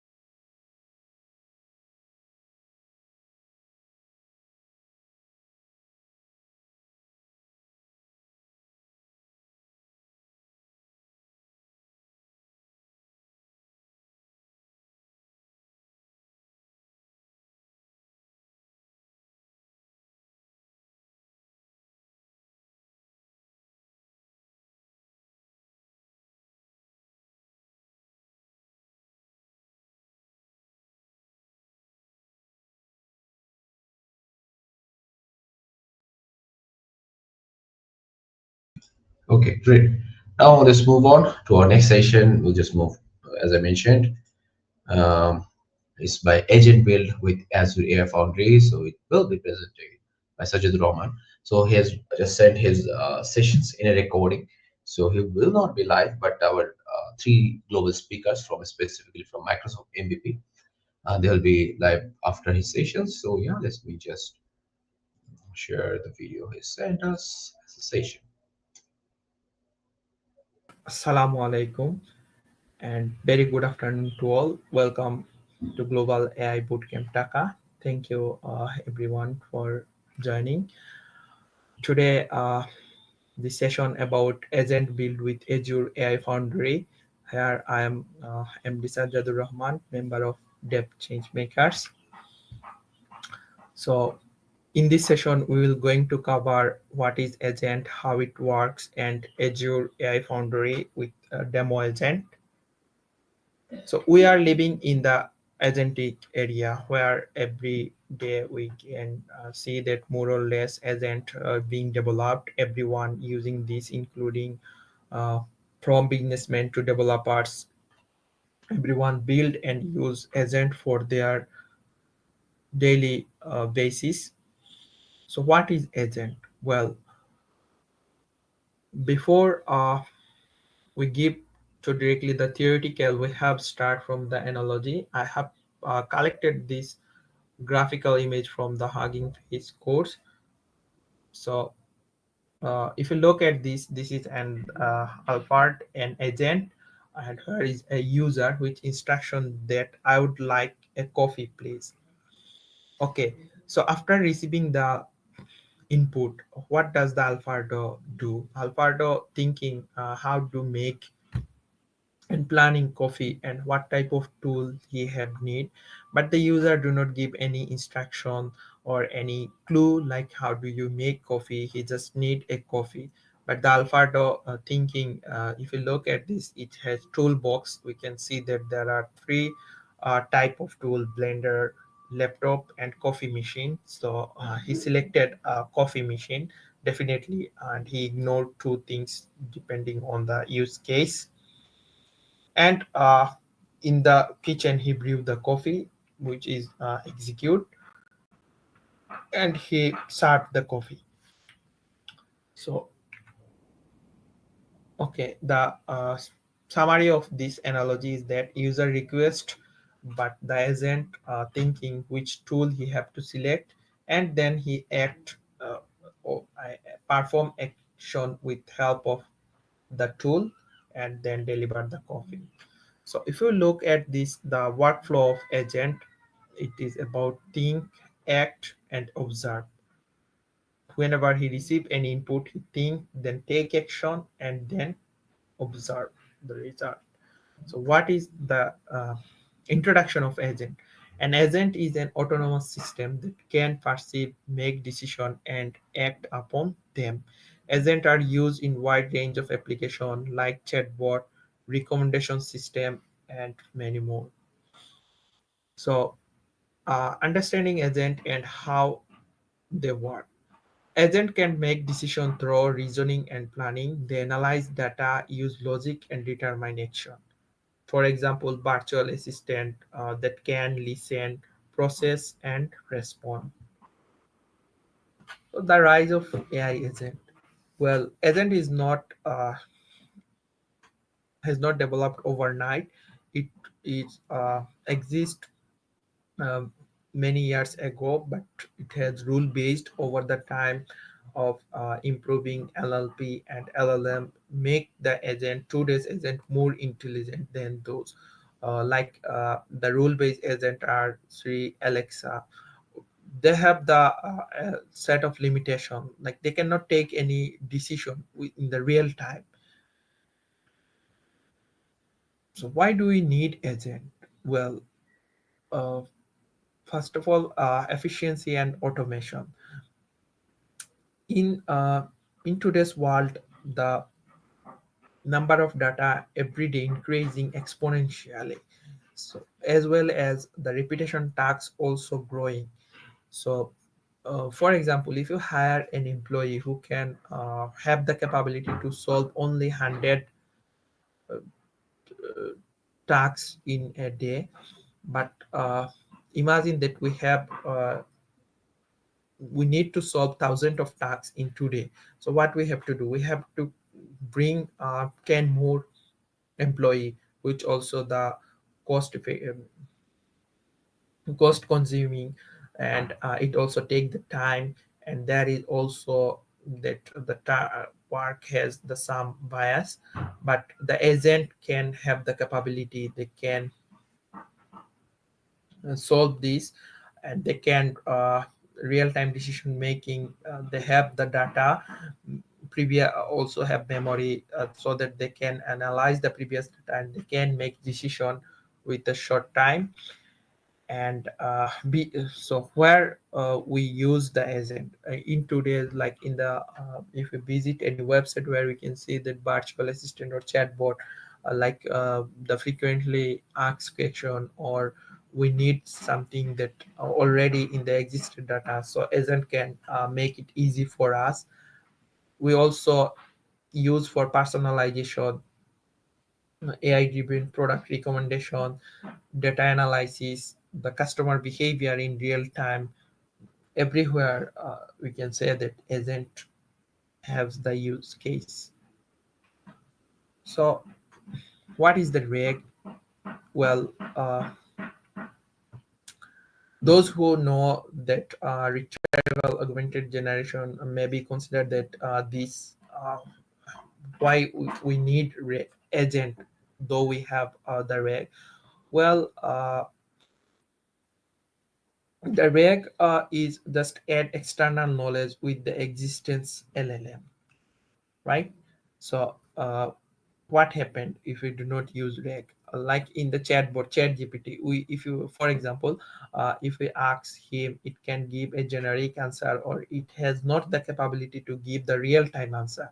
That's why we have to add any external data. It can be PDF, text, or anything, so that we can find the real-time data, right?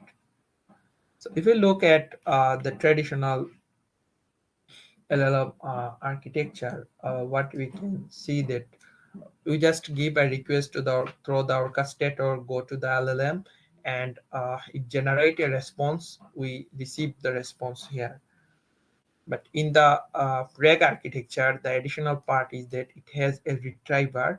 Retriever is considered a tool which can extract data from the external data source like PDF, image, text, or any kind of file, and this come to the retrieve the information on the orchestrator, and both a request plus retrieve data go through the LLM, and it return the response, and we will see that the real-time response, right?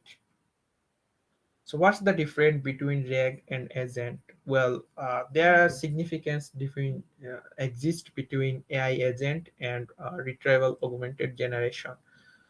Considering the functionality, AI agent autonomous system for decision making and task execution, where RAG enhanced language model with external knowledge retrieval. In terms of use case, AI agent use chatbot, task automation, and decision making, where RAG used for research, fact checking, enhanced AI response. And the knowledge source are a static data set, real-time input processing, but RAG retrieves the real-time data from the external data source, right? Okay, so what is Azure AI Foundry? Well, Azure AI Foundry is an unified platform where it brings everything in a single platform. It have the capability to deploying and developing AI application designed for enterprise scalability, security, and performance. The key feature of Azure AI Foundry is that pre-built AI model like GPT, Vision AI, customization and fine-tuning. If we need, we can fine-tune our model. Full lifecycle management, we can develop, test, and deploy, monitor. Building AI agent in Azure AI Foundry, we can define the use case.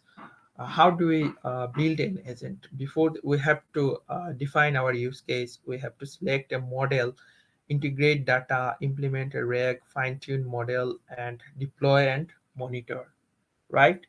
So Azure AI Foundry versus Copilot Studio. Without Azure AI Foundry, can you develop an agent? Yes, it's possible. uh, if we select with the Azure SDK, where need we have a pro code, we have to expert in code, we have to idea about how to integrate API, and building for advanced application, we need to Azure SDK. And secondly, if we look at the Copilot Studio, what we can do here, it's no code, low code, and it has the limited predefined model and the simple chatbot. Now comes in Azure AI Foundry, where it's placed between Copilot Studio and Azure SDK. We have a lot of models available around 1900, and we can custom our model as well as fine tune. We can AI agent develop. We can do React system work. So what is the architecture of Azure AI Foundry? Well, if we remember this in the React, it cannot or capability to the user prompt here, but the Azure AI Foundry give us that the safety ensure that we can before enter the input in the orchestrator, it can filter our input, right? Then go to the Azure AI service, which extract the data from custom data like PDF, text, image, and then after retrieve data, also the user prompt go to the large language model, which generate response and go to our orchestrator, right? So this is the dashboard of an Azure AI Foundry. So we have to create a project first of all through this, and we can select model, give us endpoint, explore model. Uh, Without this, beyond this, we can explore other services through this. After getting the project, you can see the project overview here. In the left side, you can see that build and customize, where we can develop our agent and model endpoint, also the management system and quick reference. It provide the project string, subscription ID, resource group, as well as the location.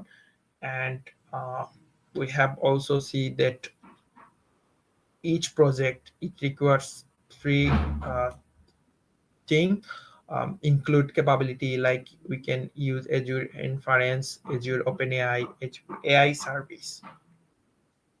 Okay, so it's time to go to the directly on Azure platform. So in two way we can go to the Azure AI Foundry. First of all, we have to go through Azure AI Foundry through the Azure portal. Just we search on and we can create or click. So what we have to do, we can create either project or we have to create a hub, right? Or we can directly go through the platform. Just search on Azure AI Foundry, we will find this. And if you see here that I have created two agents, and if you first open that, you will see zero here, but you can create a project here. And the create project, it take like if you create a project, your project name can be anything, but when a harp is required, if you select a new harp, it take 5 to 10 minutes for deployment. Okay, so before we dive into our project, what we can also do, like we can do outside of a project. Without project, we can do this Azure AI services, what it covers. Through the Azure AI Foundry, we can see that it covers speech, vision document, content safety, language translator, right? Okay, so now I am selecting my project DACA Global AI. So this is my project overview, right? Okay, and what I have to do here, I just select go to the build and customize in the left corner. Before deep dive into the agent, I also go to the management center. Okay, it open here. Okay,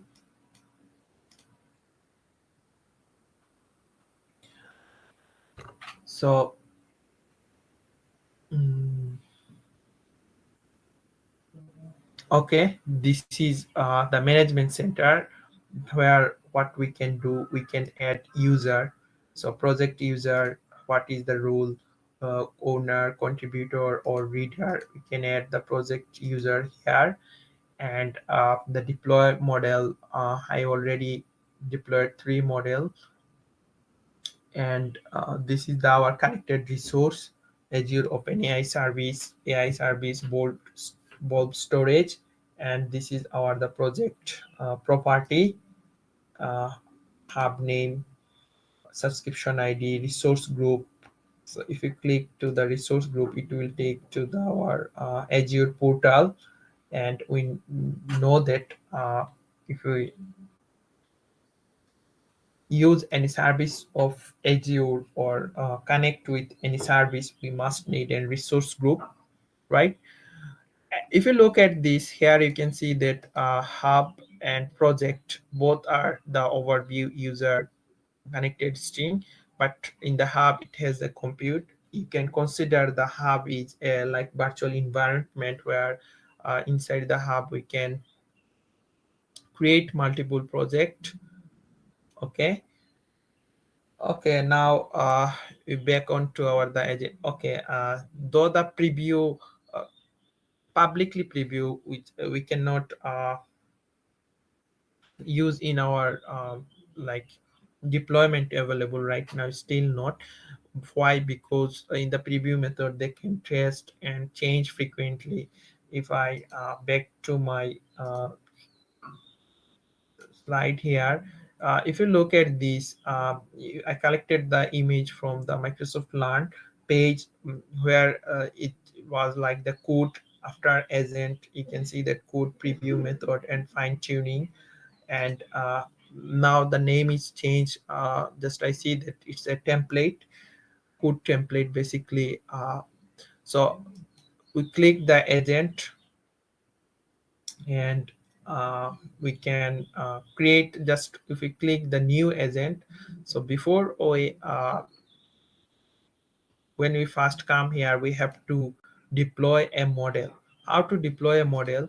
Just click the deploy base model.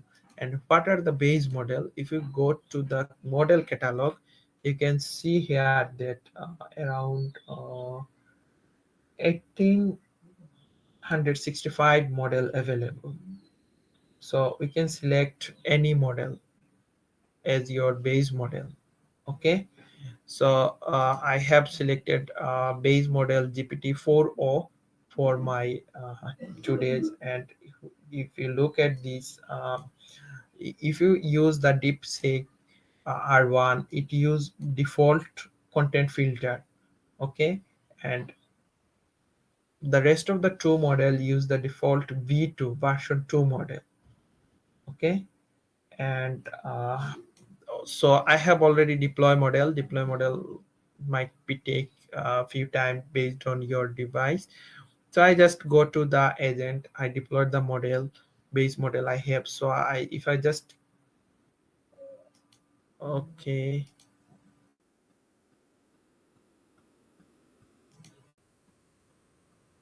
okay, I just select this deploy model. Okay. It might take time.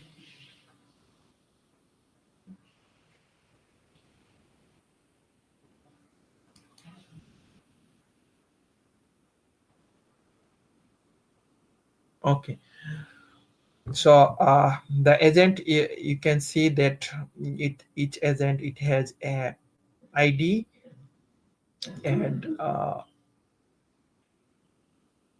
if we click this here, it shows the train playground, and I just give him the some instruction. So this agent name is today agent. So okay, so first of all we have to train playground. So like, can it make any decision for me?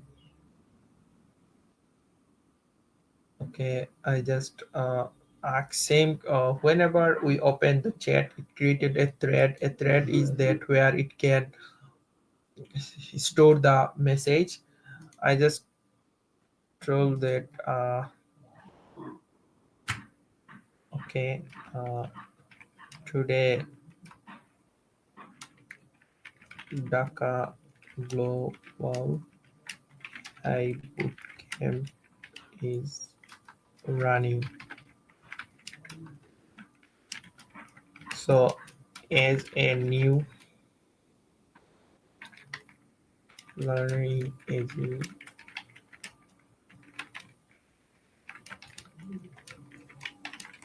okay, I will ask the same question.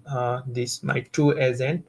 let's see, I give the instruction that I do not add any data, so it cannot give me any response, right? If I delete the instruction, okay, it will create a new thread. And if I search same question again, I just want to see. Okay, so it give me an irrelevant, like this topic it will not cover in today's entire the bootcamp. So we can change the agent from here, or we can two-way, or either we can go through. So I just select agent through here, and okay, clear chat. Okay, or we just for simply we go to the agent preview and select our model, right? Try in playground. I will ask the same question here. Okay, it started. What I have to, I use the deployment model as a GPT-4o, and I give the relevant information, right? So I just want to take a decision from the AI model agent actually, which will be better for me. Okay, so it gives me like these three.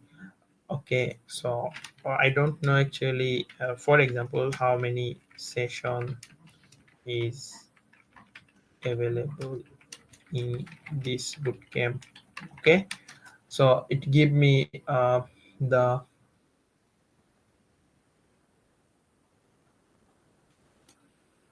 okay, it give me the entire six session. If I want to, can you provide me the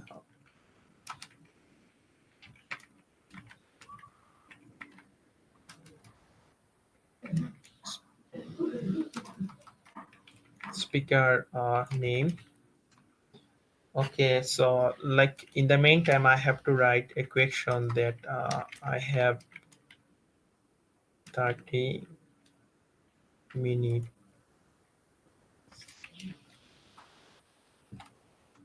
Sorry, in my hand. So, which one would be better for me? I give him a clue like that. Okay, I know a little about Azure. Another, it give me the decision that which session would be better for me. So that's the difference between if you consider that about the reg. If we visit the my asset, you can change also.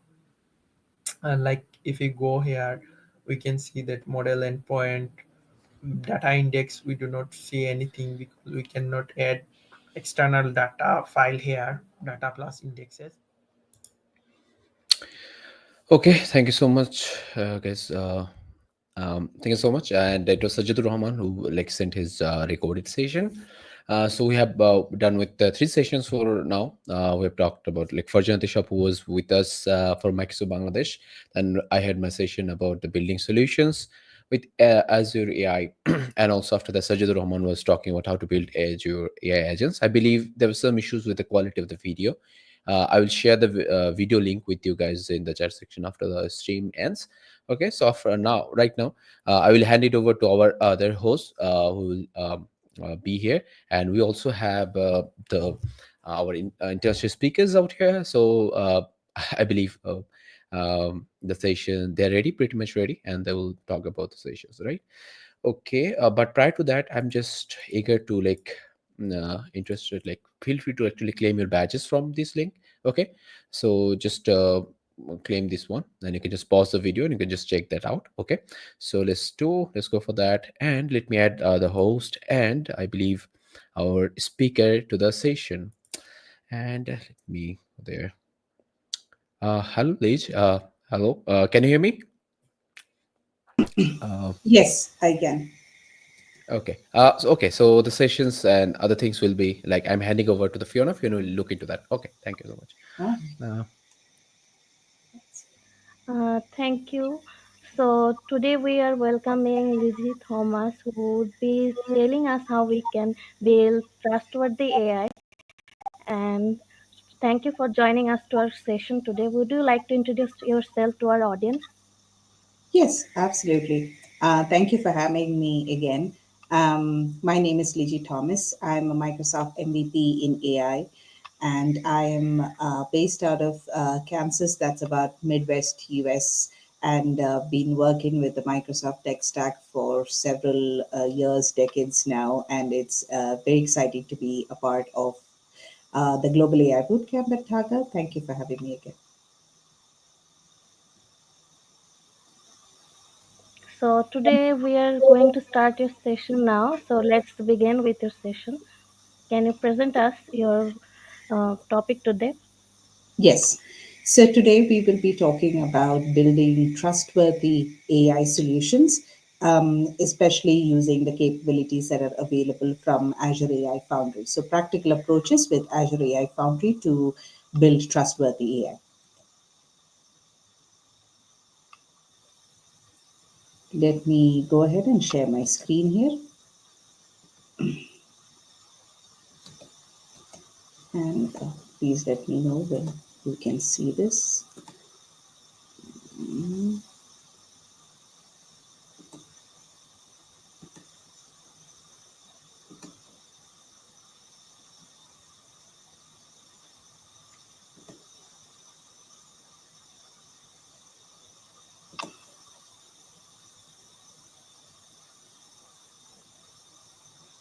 Hope you can see my screen.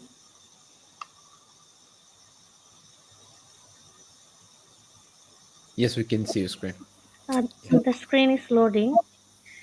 Sure. Yes, we can see your screen right now. All right. Thank you. I'm just going to make sure that, okay, we're good. We can start, I believe, if you're ready, right? Yeah, let's do Yeah, it. sure. Let's go. All right. So you've probably heard quite a bit about Azure AI Foundry for the last couple of hours at the bootcamp. So I wanted to take a few steps back to introduce you to the concept of Gen AI and trustworthy AI. Again, Gen AI has been a phenomenon for the last couple of years, and there's been a lot of excitement in the space. It is as we mature in this technology, uh, the current emphasis and focus for most organizations and industries is now on building more safe and secure generative AI solutions.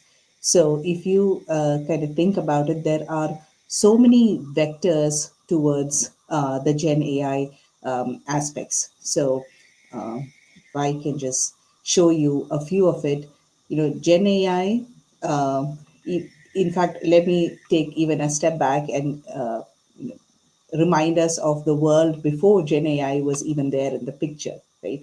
So security risks in generative AI come at multiple levels, but even before AI was introduced, security teams needed to secure a lot of basic things in the applications, like the identity, the devices, the networks, the data. And then they have to now handle new risks that AI brings: unsafe prompts, responses, training data, models, and these create bigger threats like jailbreaks, data leaks, prompt attacks, and so on and so forth. So it is important for these teams to stay ahead. They need the right security tools and clear frameworks and strong teamwork between IT, security, safety, compliance, and all to be successful in this world. So, this is where Azure AI Foundry really comes into play. So Foundry, and just take a couple of seconds here because you're probably now familiar with Foundry again. So Azure AI Foundry is a collection of tools that make it easy to help build, customize, evaluate, and operate Gen AI applications. So you can use pro code or low code experience. But what makes Azure AI really unique is that you can customize every layer really as part of the entire stack. So, for example, you can bring any type of model. There are over 1,800 models in the catalog, and we'll look at that shortly. You can bring multiple data sources across Azure. You can customize even the safety system where we will spend bulk of our time at. But with the customization capability, there's also responsibility for you on the security side. So this is what the talk is really about. And if you think about all these risk vectors that we talked about previously from a traditional security standpoint, and think about now in the generative AI world, the question is how can you mitigate this? And more importantly, how can you mitigate these at scale when things are happening in the production environment? Okay. So let's take a look at what these major layers are. If you think about the various layers at which we have risks in a generative AI application, it's broadly put into four major layers. And there's much of talk only about perhaps one or two of these layers. There's a lot of talk at the model layer, how safe and secure is a model every time a new model comes out, especially. But there are other layers at which risks also occur. So, for example, there's a safety system, there's a system message layer, and there's the experience layer. And we'll talk about each of these and what we can do at each of these layers as well. So, there are four layers again to consider: the model, the safety system, the prompt, and the experience. The first two layers, the model and the safety system, they're broadly applicable. In other words, irrespective of the application, you would not imagine that a model and the safety system is applicable across multiple applications.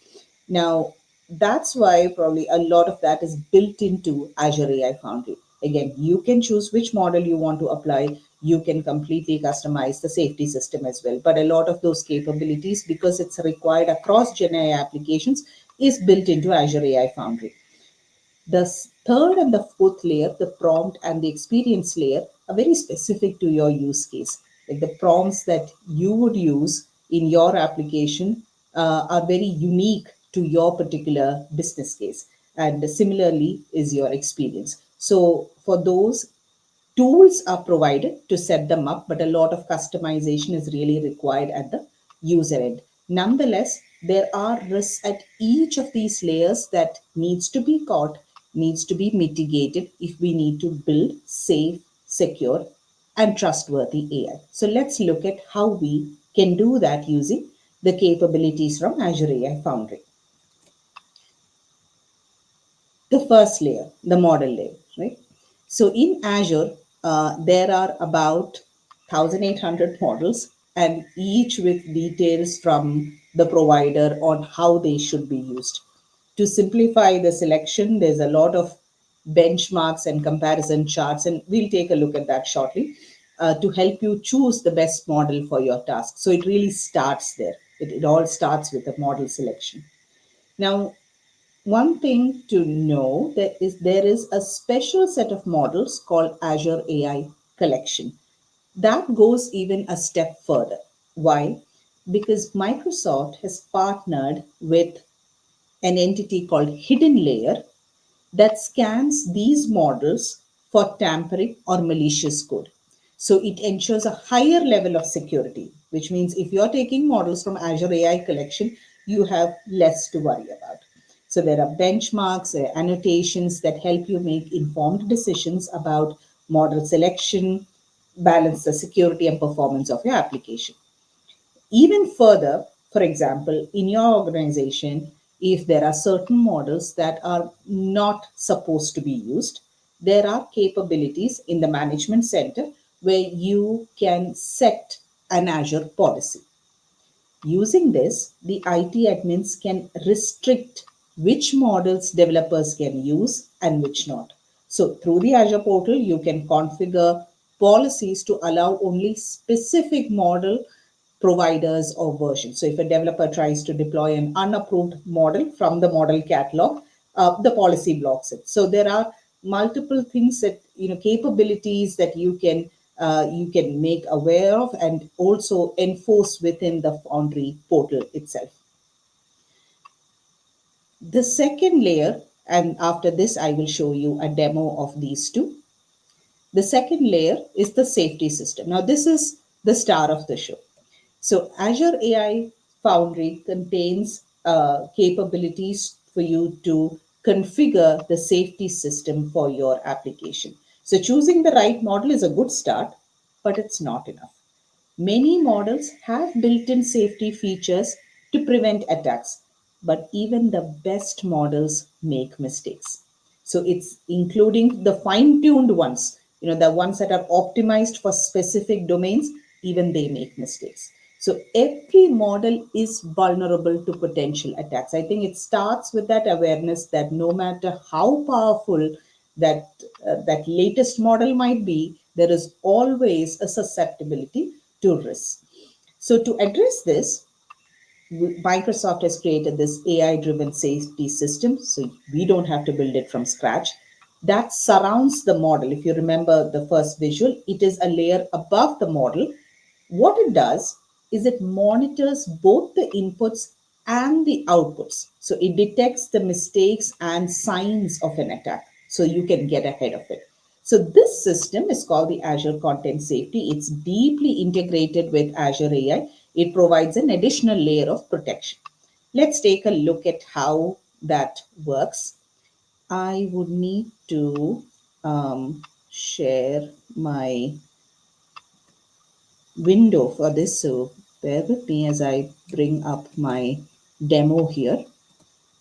All right, let's share this again.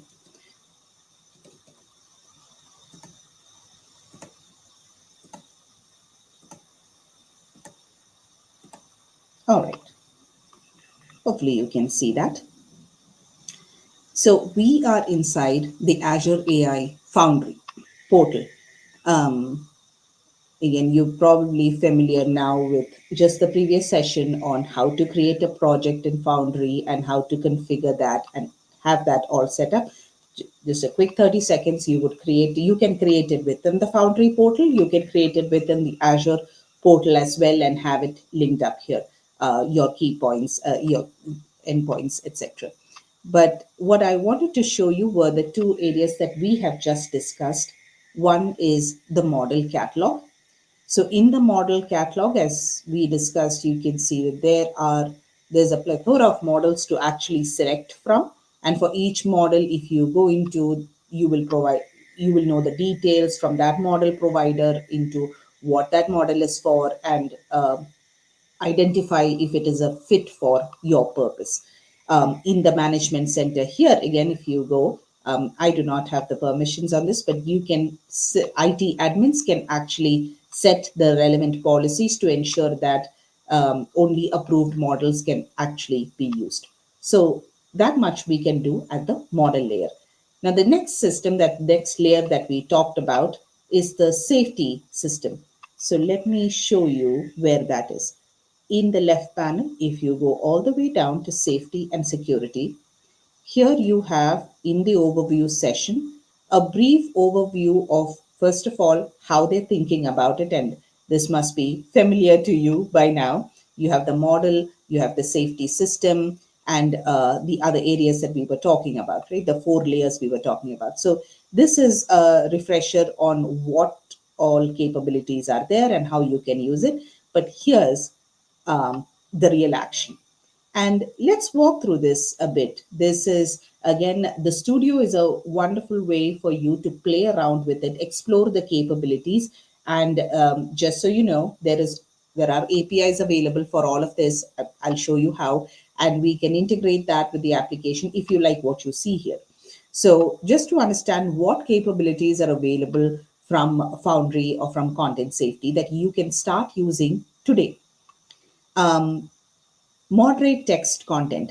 So some of the things when you build generative AI applications, you want to be able to moderate, factors like the text that is coming in and going out. So just in terms of moderating text content, there are capabilities that are available for you to use that. Let me show you an example first, and then we will see how to integrate that with your application. I'll start with a disclaimer or a caveat. It is challenging always to do demos for content safety, because some of the content that I have to use to show the demos may not be safe. So please bear with me as I do this. And I hope you realize that there is no better way of actually demonstrating this without using some of the unsafe content, really, to show that it is really working. So let's use some of the samples that are here available on the portal. For example, if I use a safe content, how is it going to perform? Before that, I need to actually walk you through what is it evaluating for? What is it measuring? Let's take a look at what all will it be able to understand. Before we go to threshold, let me show you the categories. If you give it a piece of content, text content, it is going to look through 4 major categories: violence, hate, sexual, and self-harm. For violence, you can have, it's fairly straightforward. You can read the examples here. It will check if the piece of content that it has encountered is violent in nature. Similarly for hate, similarly for sexual, and for self-harm. Now, the way it returns an objective analysis of this is we have to set the threshold on our application. For example, when we set, so the thresholds are at 3 levels. You have low, medium, and high. If we set a threshold of medium, it means that all the content with severity all content with severity less than that threshold will be allowed. My threshold is therefore, if I say if it is medium, that means I am willing to allow low hate content, low self-harm content, low level of hate, violent content. If I set my threshold to be high, that means I have my tolerance levels changes accordingly. So content with severity level high means threshold high means I will allow for low and for medium. I know that's a little tricky. Let me show you that with this visual here. So here's where you set the threshold. One, you can decide which categories are important to you. I might decide that for my particular application, I am interested only in the violent category, and I can decide not to check for the others. But let's go ahead and let's make sure that this is completely safe and secure. So I'm going to go ahead and select it all. Right? So for the violence, again, as I show you, you can select between low, medium, and high. If I select medium, it is clearly written here. It allows for low violent content. It will block any content across violence that it deems medium and high. So if you really want to block anything and everything, you will really set very low thresholds. Like my tolerance level is very, very low on this one. I want to block everything low, medium, and high as it relates to violence. If I don't have if I have a very high tolerance level, I would set it as high, and I'd say, you know what, allow low and medium, only block high threshold content. So if I want to reset, it is all default at medium. Depending on the nature of your generative AI application, you will want to change the thresholds accordingly. So when we say that we have the power to configure the content safety system, this is what we mean. You can decide what thresholds you want to operate in. The platform provides you the capabilities to block the content across these various categories, but you get to pick which categories matter most to you. You get to pick what thresholds those should be. So that's a decision that is ultimately in the hands of the developer. So with that said, let me run a few examples, and probably this will be a little clear. So I've chose this time a very safe content. And you can read that a bit. Chopping, it's about chopping tomatoes into cubes. Now, when I run this test, and the results are here, it says this content has been allowed because the threshold that I had set was medium, and there is the severity that it spotted in that piece of content. It spotted it was safe. There was nothing to worry about. And bear in mind, if you think about this a little better, though we're using words like chopping, it really understands the difference between chopping tomatoes and chopping something or someone else. So it is able to understand that, those nuances. Now let's try and take another example. This is an interesting example because this content contains typos. Not only is it unsafe, it even includes typos, but you will see how good the content safety system is because it will be able to catch that. So this content was blocked.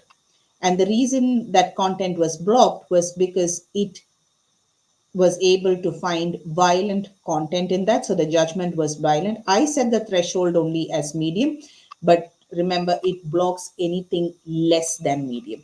So if I want this content to be allowed, then I will have to increase my threshold scores. If I think, oh, it is being too strict, I can increase my threshold scores. So here's where you play around with the content, your specific case, and you figure out what your ideal threshold scores should be. It really, really depends on the nature of your application. Some applications have high tolerance levels, some have low. Mostly it is at medium. So because we have a lot of other demos as well, I will quickly just talk through some of the other capabilities. So you will see that even if you have multiple risk categories, it can identify that. Like a same piece of content, you can track for across all the four categories. Sometimes there is violation across all four categories, and it will track that. You can have multilingual capabilities as well. So if it's not even non-English content, it should be able to do that. So here's, if you scroll down right to the bottom, you will see under next steps the way to integrate this with the app, and you can see here the code as well. You will note that there is support for C#, Java, and Python, and here's a snippet of the entire code that you would want to be using. Basically, it's about configuration and setting up your endpoints, your resources, etc. And just all the way to the bottom here, you will find code to create an object of content safety, and then using that object of content safety to detect exactly what violation has actually happened. So you can start integrating this right away, connecting it to your data sources if you like what you're seeing here. Similarly, just like you had for text content, you can do the same for image content as well. Again, we will, in the interest of time, probably not get into all those details, but know that it works just about the same. You can do the same for image content. You can do groundedness. You can do groundedness, meaning if you have data sources in your backend, you do not want the model to be hallucinating or fabricating its own content. You can force it to look at, to ensure that it is producing responses that are truly grounded in the knowledge sources. If I have 5 knowledge sources that I point my application to, you want to make sure that it is not bringing anything else other than that. It has a tendency sometimes to rely on its foundational training, because that's what foundational models do, but you can detect that and decide to take action on that if you care about it. So that's what groundedness is about. So, and why is it important for you to create grounded content? It builds trust in your user. The more reliable and accurate your content is, it builds trust. So this is all about building trustworthy AI, that you moderate the text content, that you provide grounded responses. Another thing you can do is you can detect for protected material within text. So if there is any piece of content within a text, for example, I can run this protected lyrics and I can run a test and I can ask it, is there protected material in that? Which means is this copyrighted or not. And it will tell you that there is a piece of copyrighted material in that text that you just shared. So if you care about building trustworthy AI solutions, you will want to check for copyrighted materials or in the source or the content that you're providing. An interesting sample is also looking for protected material within the code that you write. So you can look for if this piece of code actually exists in some form or fashion elsewhere, and if it is copyrighted or not. So protected material detection for code, just to check the compliance of the code that you generate, especially if it exists in GitHub repositories. Prompt shields is another example. So there are so many examples of text content, image content, multimodal content, and they keep adding a lot of additional features as well. Now, how we would use this, let me show you an example of that. So if you go into your playground here, and I have connected it for the sake of time to a GPT-4o version, and I can just about say, let's see, to be right now it is just using the default content filter. So I am going to say write a 2-word greeting for an aunt, and let's see what it comes up with. And that's very simple. Now that was safe. Let's try to experiment with something that was unsafe. For again, bear with me, there is no other way to demonstrate this. Now, if you see, it actually let that through. I don't think it should have let that through, right? So if I go back, how do I catch this now? Let's go back to our content safety filters, and let's set a content filter, shall we? So here's how I'm going to create a content filter. I'm going to set this content filter demo. I'm going to connect it to my connection, and I am going to set for my entire GenAI application, my connection that I just selected right now. I want to say all of this is, let's try this. Let's keep it at medium, and we will come back and change it accordingly. So the input filters were all medium, which means everything that's coming into my application. This is the output filter, which means whatever is going out from the application, whatever the application is saying. So that is also set at a default of medium. Let's try that and see how it performs. So here's what I've done is I've created the content filter, and I've set it and I've connected it to my applied deployment. I'm going to go back to the playground, and I'm going to try the same thing again. Let me clear that out. So if you remember, the first time it did not do a good job, and it still does not. So my learning from this is I need to improve my threshold. So I'm going to come back here, and I'm going to say, for the sake of time, I am going to reduce my thresholds on all of these. I don't require for all of these. It would probably just be violence and hate.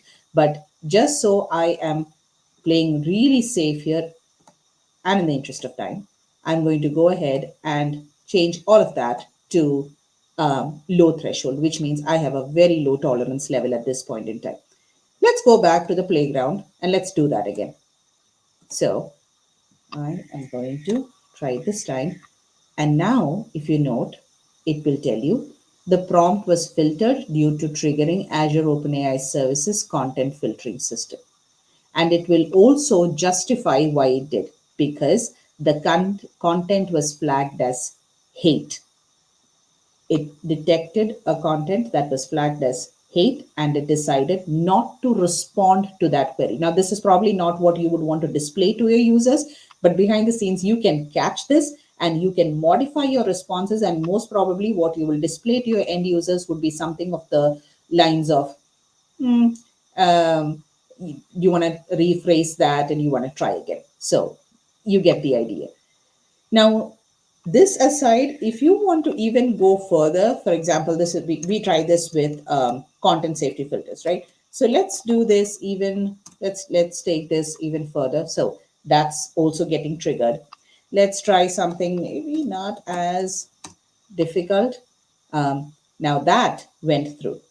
Apparently, the word irritating is not a part of the content, out of the box content filters. Now, what do you do in cases like this? When you are working with the default filters and you've done your maths, you've actually set everything to a low threshold, but you still want for your particular application to catch certain words. In other words, block certain terms from being used. So here's how we would do it. You go back into safety and security. And if you remember, you created a content filter here. There is one other capability that is available. This is in preview, but you can create a block list. So for example, let me try creating a block list here. It's called safety. Connected to this one. I'm going to skip my description for now. And I would say, ooh, I did not add my term. Yes. So I'm going to add a term. Again, bear with me. This is just for demo purposes. I'm going to add the term just to show you that it really works. And I have my block list. This block list, I need to connect it to my filter that I just created. So if you remember a few minutes back, we created this filter. We changed everything to low. One of the things we can do is if you scroll down, you can create a block list. That's an optional thing. It's not mandatory, but I want to catch a certain word now. So I'm going to go ahead and select that filter or set that block list additionally. In addition to everything that I've done, I want to give it my best shot, right? So let's replace that. So I have a content safety filter with everything low. I have my block list also right now. I'm going to save it.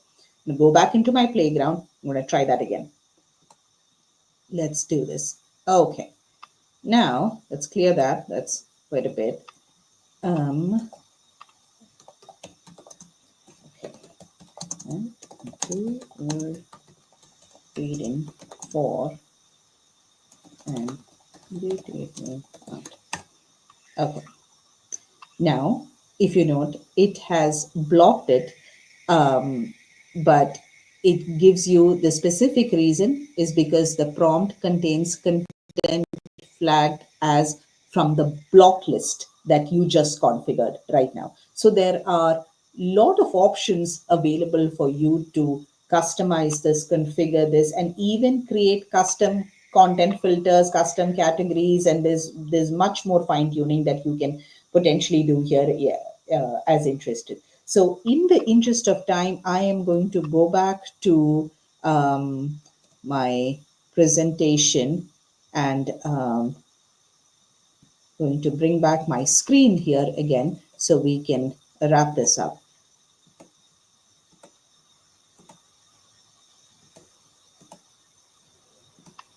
All right. So we took a look at all the capabilities of the content filters, but again, wanted to emphasize that all of what we saw inside the Foundry can actually be called using an API, and you can use those API capabilities to protect any model or any application that you build. In addition to that, if you'd like, you can also set up system messages in the playground itself. You can set up system messages which become a part of your regular prompt, and that will take care of additional remediation measures and make sure that you don't say anything untoward. In a nutshell, this is what we wanted to, sort of re-emphasize and say, there's a lot of capabilities that are available out of the platform. Security, though, is a shared responsibility. So you can customize the system messages in the grounding data. You can customize the safety system. You can do your due diligence to pick the model. But there's a continuous evaluation and monitoring that is required as part of this shared responsibility as you go. So it is a joint effort by both the platform provider, the cloud provider, and the developers of the system that we build trustworthy AI solutions. Hope that was helpful. Thank you for your time and attention. Once again, I am happy to take any questions if there are any, or any comments as well.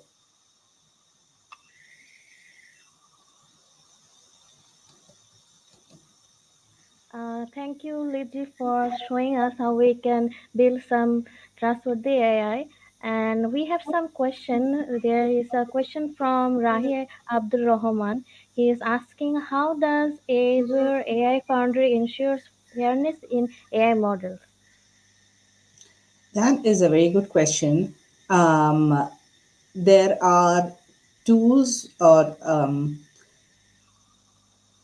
there are resources that are available from Microsoft to ensure fairness in the applications that you are building. So, for example, I have not shared that in my kit itself, but there's Fair AI Learning and others from Microsoft and other platform providers itself who can, which you can use to actually build or to ensure fairness in your application. So Fair AI Learn, it's basically an open source toolkit. So that is used to, it's designed to help developers to assess and improve the fairness of their AI systems. So there are specific tools, to answer your question, the specific tools that are available to mitigate biases among and ensure fairness among race, gender, age, and all of that. So using those tools, you can build more equitable AI models. It may not be a part of Foundry per se, but there are still a lot of Microsoft tools that you can use for that same purpose. Thank you, Lizzie. Let's see our next question. Maishan is asking, how does the system adapt to evolving definition of harmful content? That is a very good question, I would say, because that's a question I've had for the longest period of time. And I can tell you from my experience, it's a very, you can imagine it's a very difficult thing to do. I mean, bad actors and vectors are faster and probably the pace at which they are keeping up is faster or as much as the pace of proliferation of technology itself. When I started working with content safety, which is before even Foundry was there, a couple of 1 or 2 years back, we had very limited capabilities for content safety. Having just seen the growth of that content safety system across the years is really encouraging. So, in other words, I feel Microsoft is working and continues to work on to add additional features to content safety as there's more techniques, harmful techniques, and I would say not just content harm, new techniques of infiltration and vulnerabilities and security risks that appear in the industry and marketplace. We have seen all those capabilities being added into the Foundry. In fact, if you look at Foundry's content safety, it isn't one big monolithic thing. There are multiple capability styles that are available. Moderate text content, moderate image content. Some of them, if you note, is very relatively very new capabilities. So I believe there will be more going on in the future, being added in the future as we get ahead of these risks. Thank you, Lizzie. Now, we are very grateful that you gave us some time and shared some wisdom with us. Thank you once again. Thank you, Fiona. Thank you. Bye, everyone. So I'm passing my. Okay.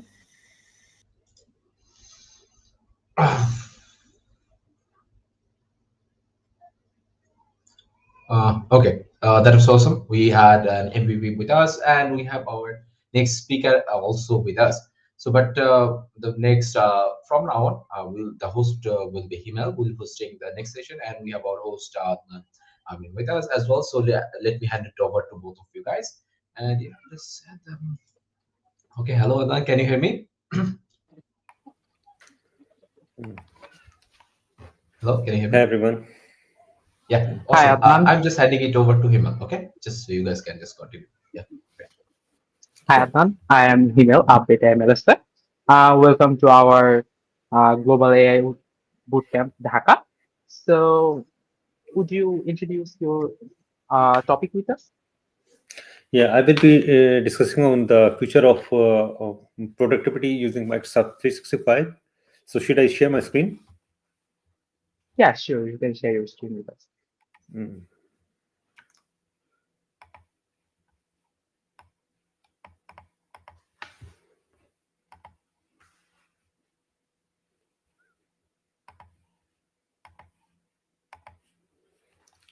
Let me know if you can see the screen.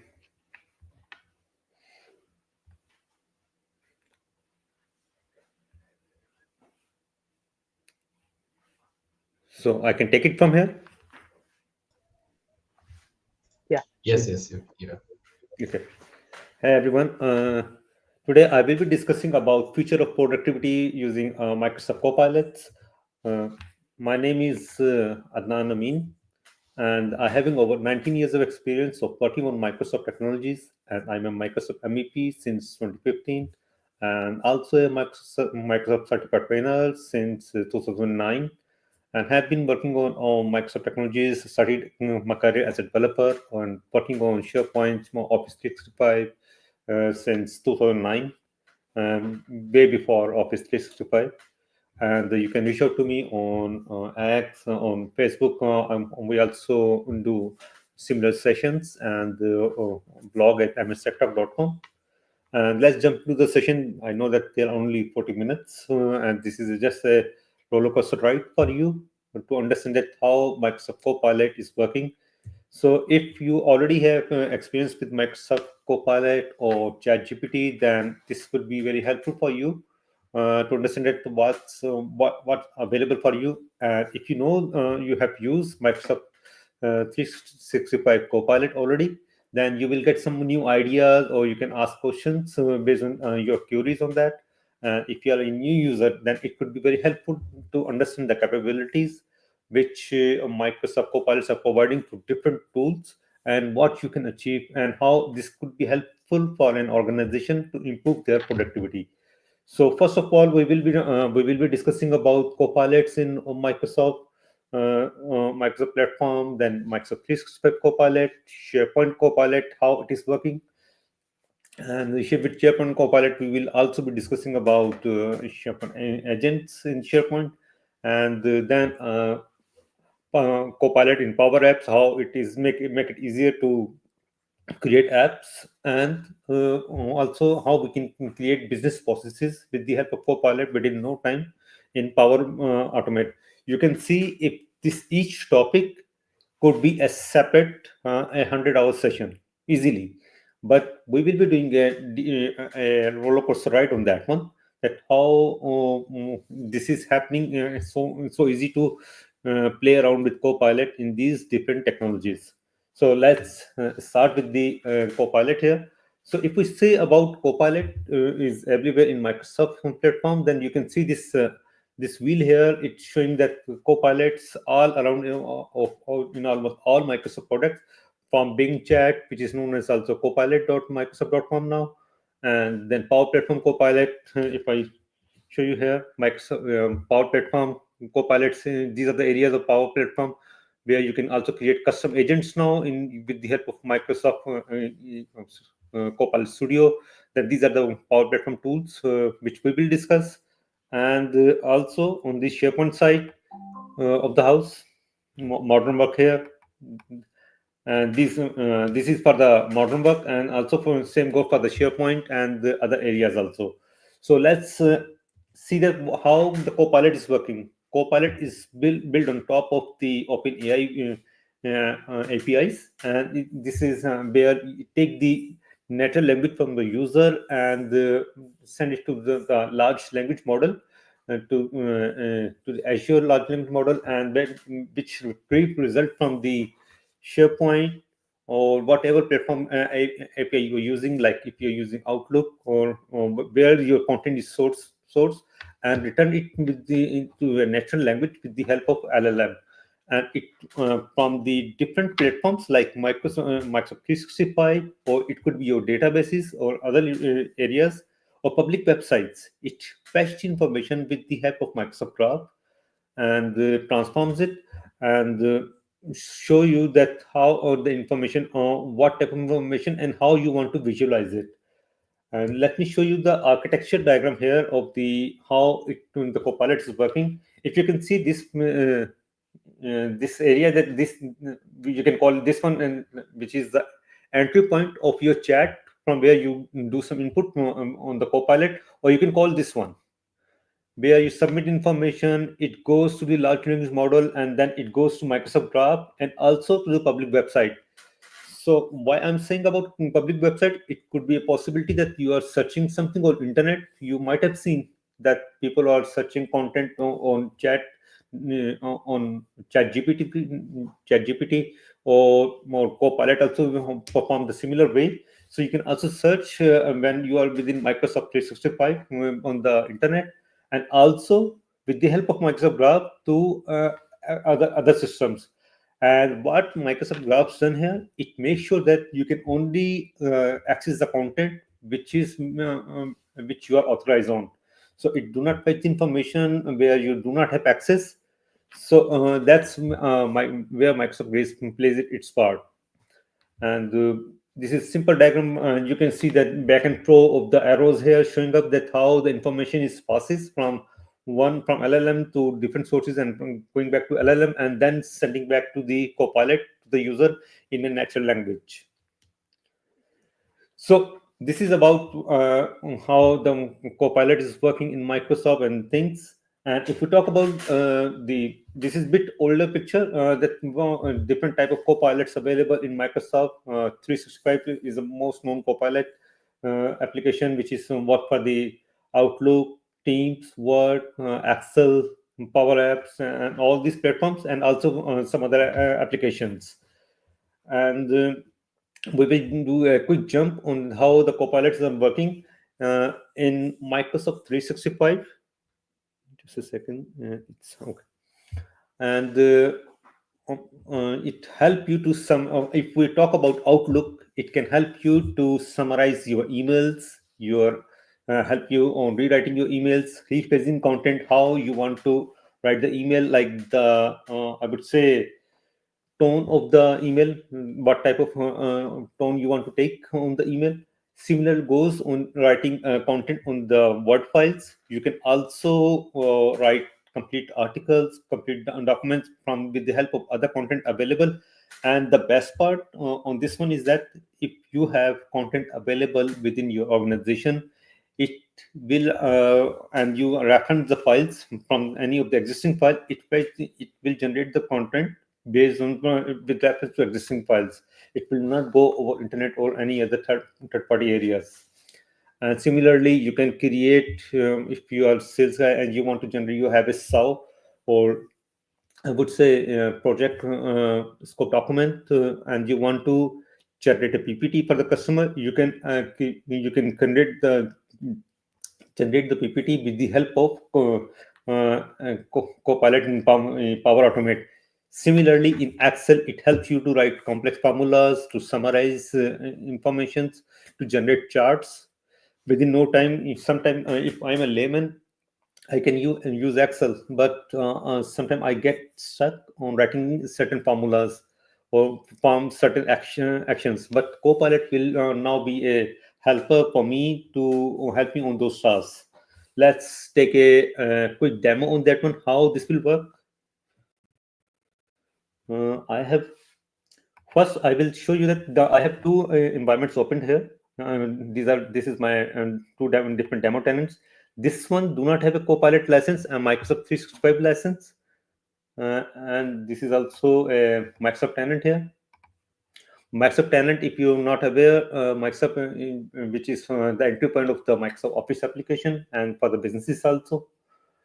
So it's a simple URL. You can write copilot.microsoft.com, and it will take you to this page. And now I have a license here. So it's showing me two options here, work and web. I can search over the web, something over the web, and I can also search something within the organization within my organization. So this is one basic difference. If you do not have a license, then you will be seeing this prompt here, and this will be working. This is free for you, and you can access it even from your live.microsoft.com Hotmail account or Outlook account. And now I'm going to create a file here. Let me I will go to the Word. Then if I have written a prompt here, you can write simple prompts or anything. So what I have done, I already have written a small prompt to generate a training content for the Microsoft Copilot, just to show you. And this is not wrapping any of the existing information.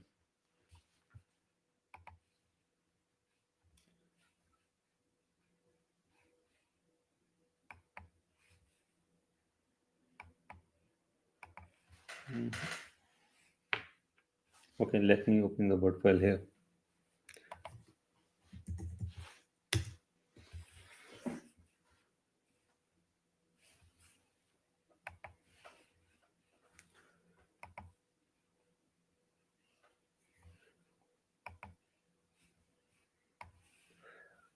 So I have Microsoft Word opened here, and I can ask Copilot here.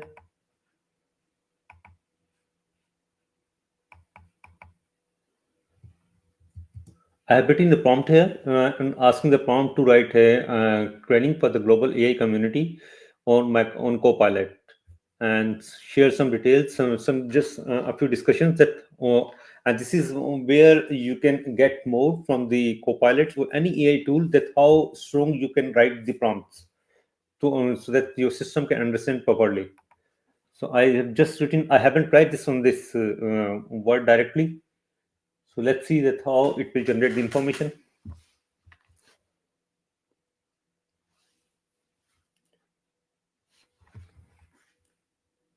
So you can see it generating the document for me, and I think almost generated here. I can change any of the information on listed here. That on the fly, it has written complete information, and I can also make change anything which I want to change here. Like I can visualize this into tabular format. This will change it to tabular format here, like this one. And similarly, I can change the content, rephrase this one, or I can add more content to this one. This is how the Copilot in Word is working. And for example, I open this file. This is an old file. Let me open this one. And not this one. Let me open one more thing. Let me create a PowerPoint slide with the help of any existing document.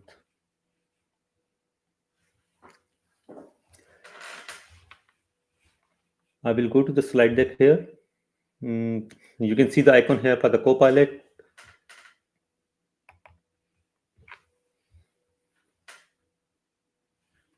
It will be giving me a few prompts here that you can create. You can ask something, or you can ask something that can generate a slide deck for the sales document or HR document, or new employee onboarding. I will create a slide deck from file. I'm selecting this option, and can select any of these documents. I'm selecting this file here, and it will generate a slide deck. This is not the accurate which you are looking for, but this will be helpful when you have real data for your organization, and you can use that, and it will give you an idea of how the slide deck would look like. Here you can see that it has generated the table of content here for the topic here, which was listed on that file, and shortly it will generate the files and will also add some AI generated images onto that one.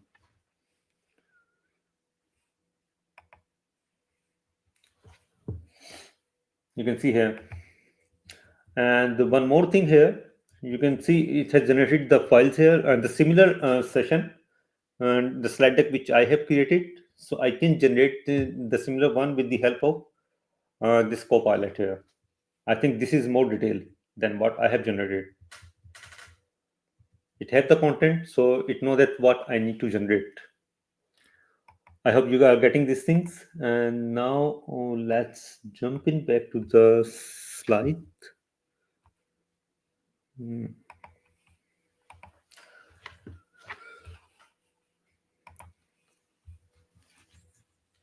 And now, if we talk about agents in SharePoint, Microsoft SharePoint is an area which is used to hold the files and folders and other information for news, announcements, and etc. things for your organization. And where you need to create the content just like any normal web applications, where you can manage your videos, you can store videos, you can share documents within the team, and it's a secure platform for managing content. But Copilot can, and now if we talk even years before, they were content in terabytes. Now some organizations are getting close to petabytes in data. When the size of data is increasing, it is hard to get the information you are looking for. If I have some files, even I have years of data, I also sometimes, if I haven't organized the data properly, I can also struggle to find out any specific file. But it would but I know where my files are, how I have organized the data. But in today's date, I hardly navigate to the files.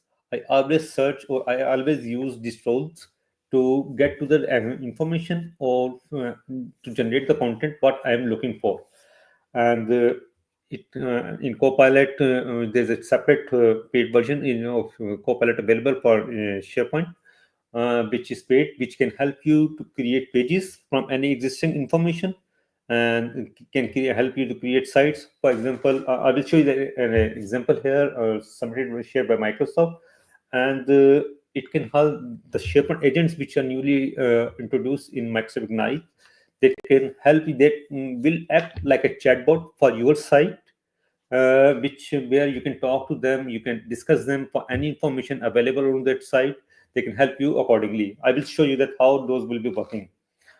Let me just show you first this video. Here you can see that it's going to create a page here.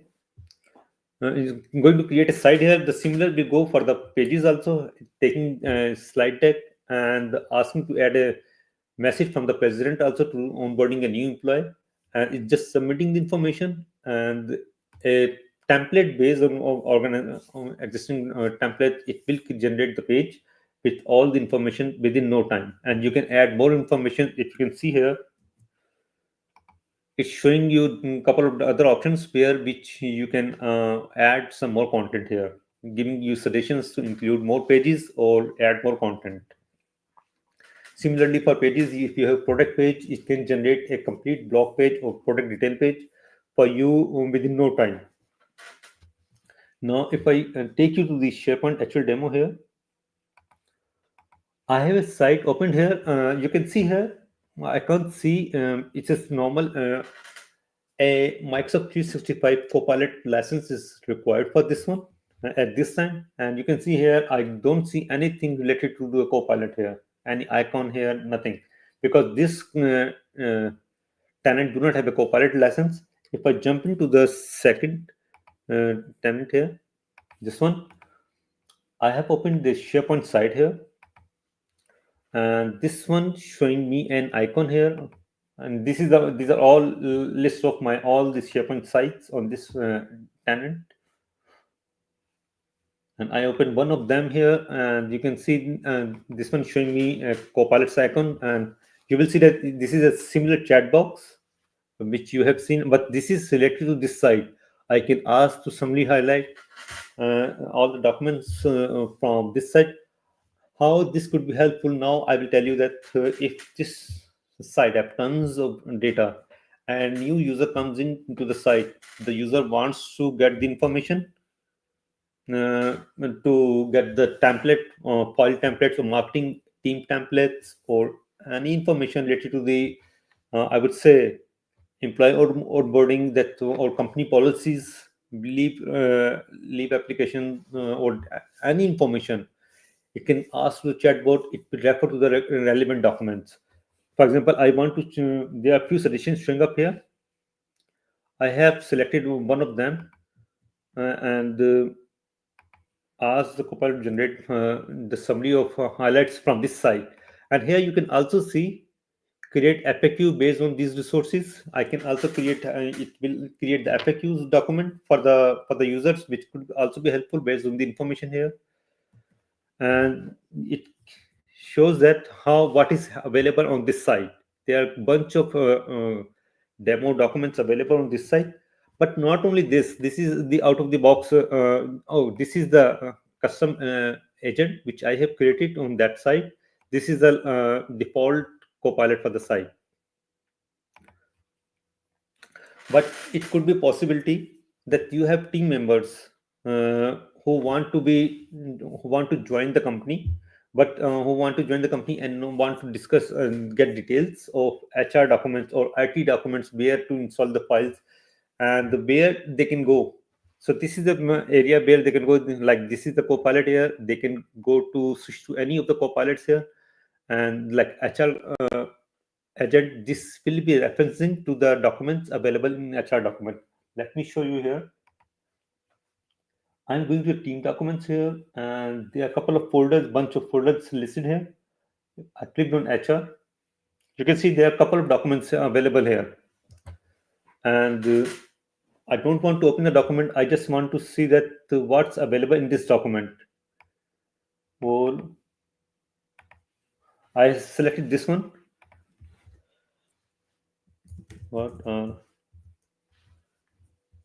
dates on career path?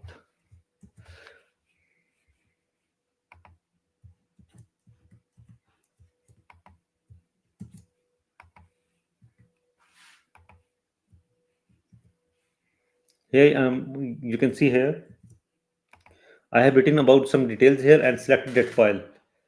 So what are the updates about the career path here? So it will only go to the document and generate the. I have shown you the structure of that. It's just refreshing the page. I'm not sure why. But it will fetch the information from that specific document. I have shown you the architecture diagram, that how the Copilot is working with the help of LLM and Microsoft Graph. So it went to the selected file and fetch this information here. What written on that file here, and if I go to the reference file here, which is referring the same file which I have selected. Now, it could be a possibility that there could be users. This could be a very helpful file. So instead of user do not know where these files are. So instead of user navigating to this folder, I have selected this folder, for example, this one, and there is an option available here.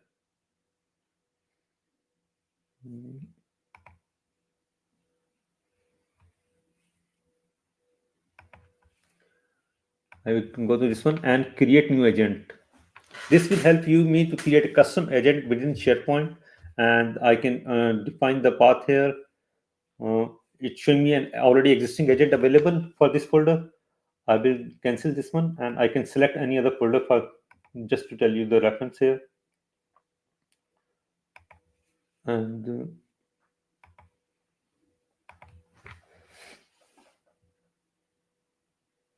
the agent, okay, the agent is ready. And I can also modify the agent. I can add more paths. Could be possibility that there are more folders on other files, other locations. I can also add those locations. And now this is my AI agent referencing, generating information based on a specific set of folders. Here you can see that it fetching information from one folder. You can add more, and you can also change the icon of this one. And once you save it or publish it, save it, it will be showing up at this level. If I go to home, I click on Copilot, it will be showing up here. And I can select, like, HR agent here is showing up as a default. But here we can change anyone as default. So this will help users not to jump around other Copilots to search any of the information.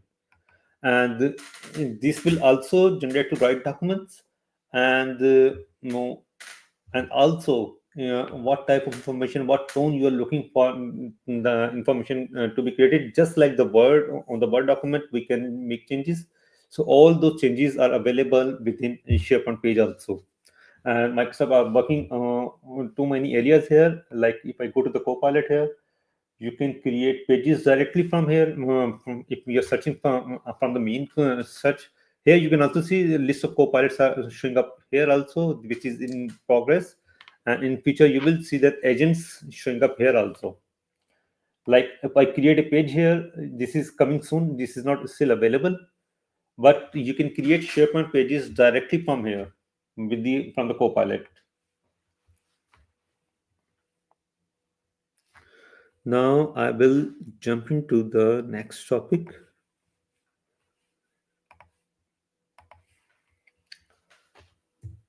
So next is Copilot in Power Apps.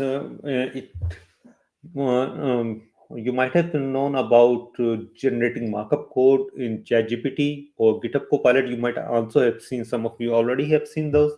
So similarly, in Power Apps, Copilot help you to create apps within no time. The simple apps, when you go for the complex scenarios, then definitely you need to work on.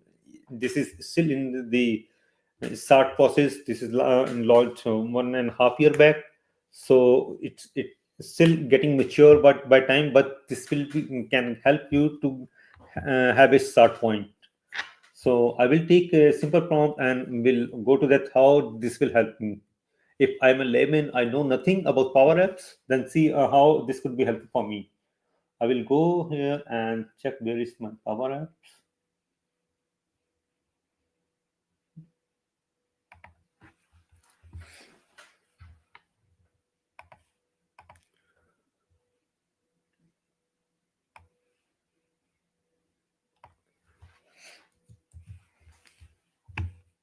So here, this is my Power Apps where I can generate the Copilot with the, if I have an Excel file inventory, I can use that one for generating the Power App. Or you can see here, it's showing me a prompt area here and giving me certain suggestions here. So I can just write something here. You can see that I have written a simple line here. I want an app to track inventory for my of my grocery store. Simple application. Let's see. This is for beginners. This is very helpful. That sometimes we do not know how to get started. What would be required? This will generate, I would say, the table structure or the list structure, table structure for the inventory, and also the interfaces for the inventory.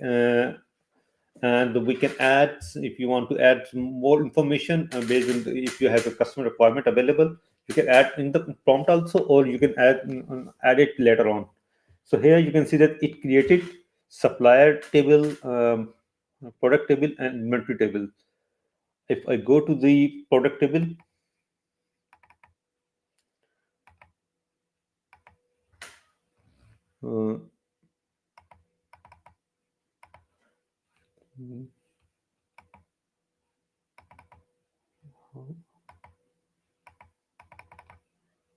why it's not going through this one?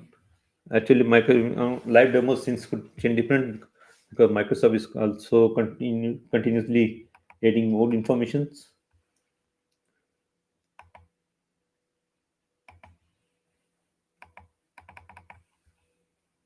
I can add new tables and these informations. Let me just and create. I can add rows, content, and there is also some basic information available to these columns. I can also add more columns to these ones. Column for color of the product. I am going to add another column for the color of the product. I haven't mentioned the table here, and I'm also testing it now that where it will add. Let's see.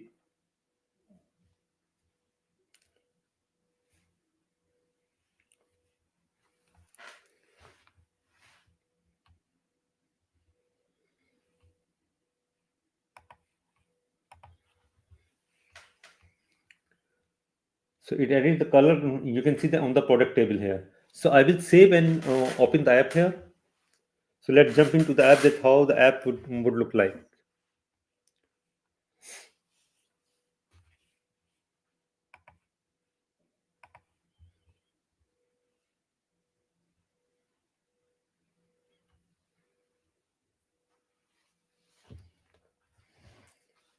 And these the Power App AI app are canvas-based apps, and this could be we can see that the interface is designed in a way that these are the responsive UIs, and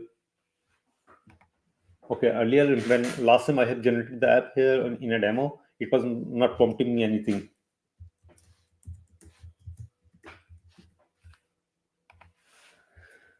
So you can have view of it in the because today we have different size of devices, so you can check the view in the tablet form, in the mobile view also, or how it look like in browser, or different size of tabs here. Just taking a little time here. And similarly, when we jump into the next topic on the Power Automate, where we can, which is also very interesting topic for generating power, business processes or flows, workflows in Power Automate.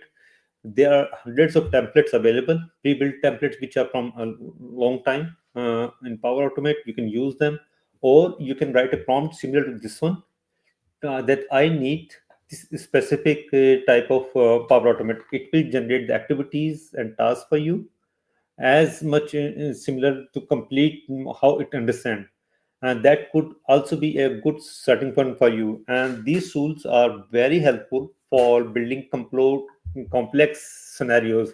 For example, I have written a Power Automate flow, and it has a complex logic which has taken uh, Mm, I would say a couple of hours or a couple of days for me. But with the help of Copilot, I have generated almost similar logic with similar set of conditions within with help of some repetitive prompts, and I was able to achieve that within in very less time.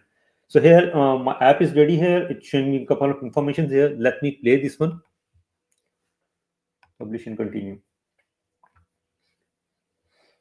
I haven't done any changes here. The data sources are also attached to this one, and you can see here I can click on any of the app. I can modify them. I can add more information. If I go to the products here,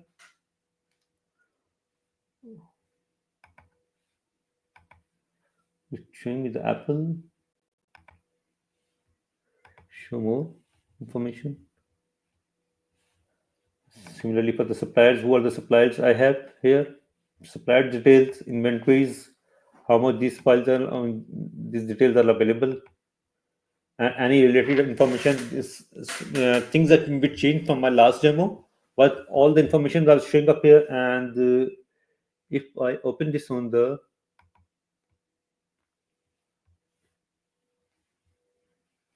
let me the view, how to change the view.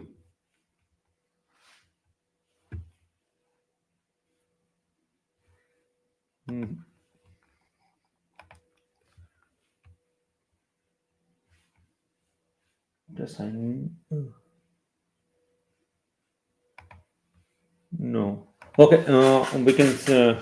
I need to jump into the next topic, but this is how, and we can open it in different formats. That how it will the interface will look like in app in mobile device or canvas applications. Okay, and you can. This is a working application. You can add new items here directly from the interface. You can see here, and delete information, and can make changes to this one. And here it's showing the information here. Let me show you the databases here.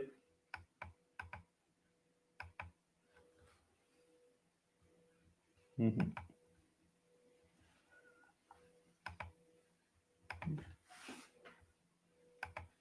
These are databases, and on these are three tables which are used in this application. Now I'm jumping back to the third topic here on the Power Automate. Other, sorry to interrupt. Can we wrap up within 5 minutes? Because yeah, we just have 5 minutes left. Oh, okay. I will just show you the slide only. Okay, great. That would be great. Okay, awesome. And similarly for Power Apps, those are used for the repetitive tasks and automating informations. Today, in the era, we know that how Alexa, Google Apps are working to over the voice command. Similarly, Power Automate helps you to automate your tasks like submission of tickets, help desk tickets, travel requests, or leave applications, or any claim requests, all those information which are from a long time. We are using these automation tools for automating those processes, and especially for the repetitive tasks. So those are could also be helpful with the help of Copilot. That the same process can be done with the help of prompts here. You can see the prompt showing up here, that how I can create a shape and list item when a new email is generated, or whatever the scenario is this, or sending an email to a user when budget is increasing for a scenario over $10,000. So these are the prompts of the Power Automate. And if you want to reach out to me, you can reach out to me on here is my contact details. And now we'll look for the questions, that if there are any questions up there. Yeah, there are a few questions. One from Salahuddin Shimu. What are the ethical considerations of using AI-powered copilots? Skill, what are Should I the repeat it again? yes, please. I'm just also Yeah. looking. What are the ethical considerations of using AI-powered copilots? Using AI powered. Actually, it depends on the organization policies, that how those are working.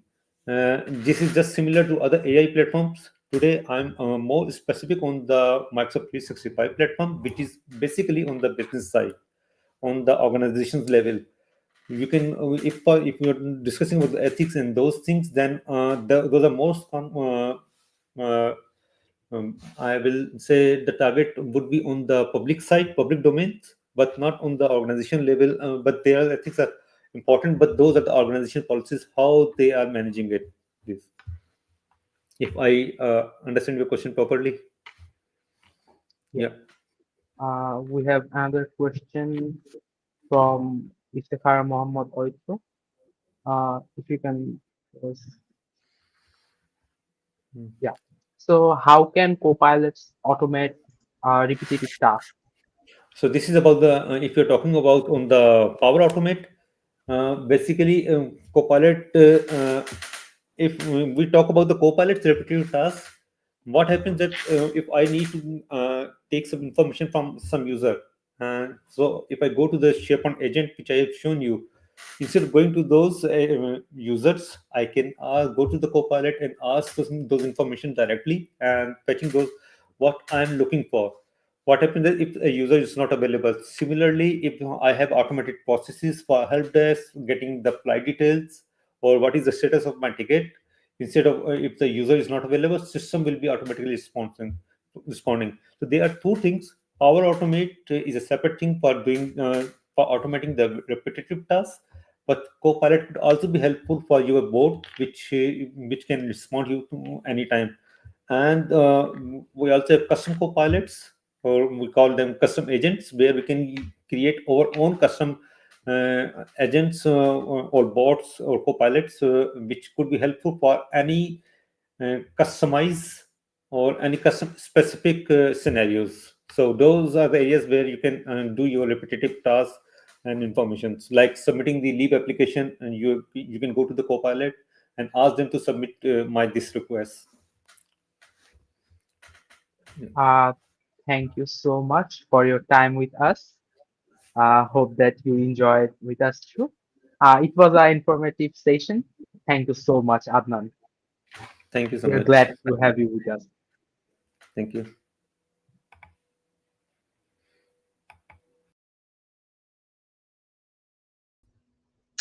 Okay, great, awesome. So we are done with almost 4 of the sessions we had.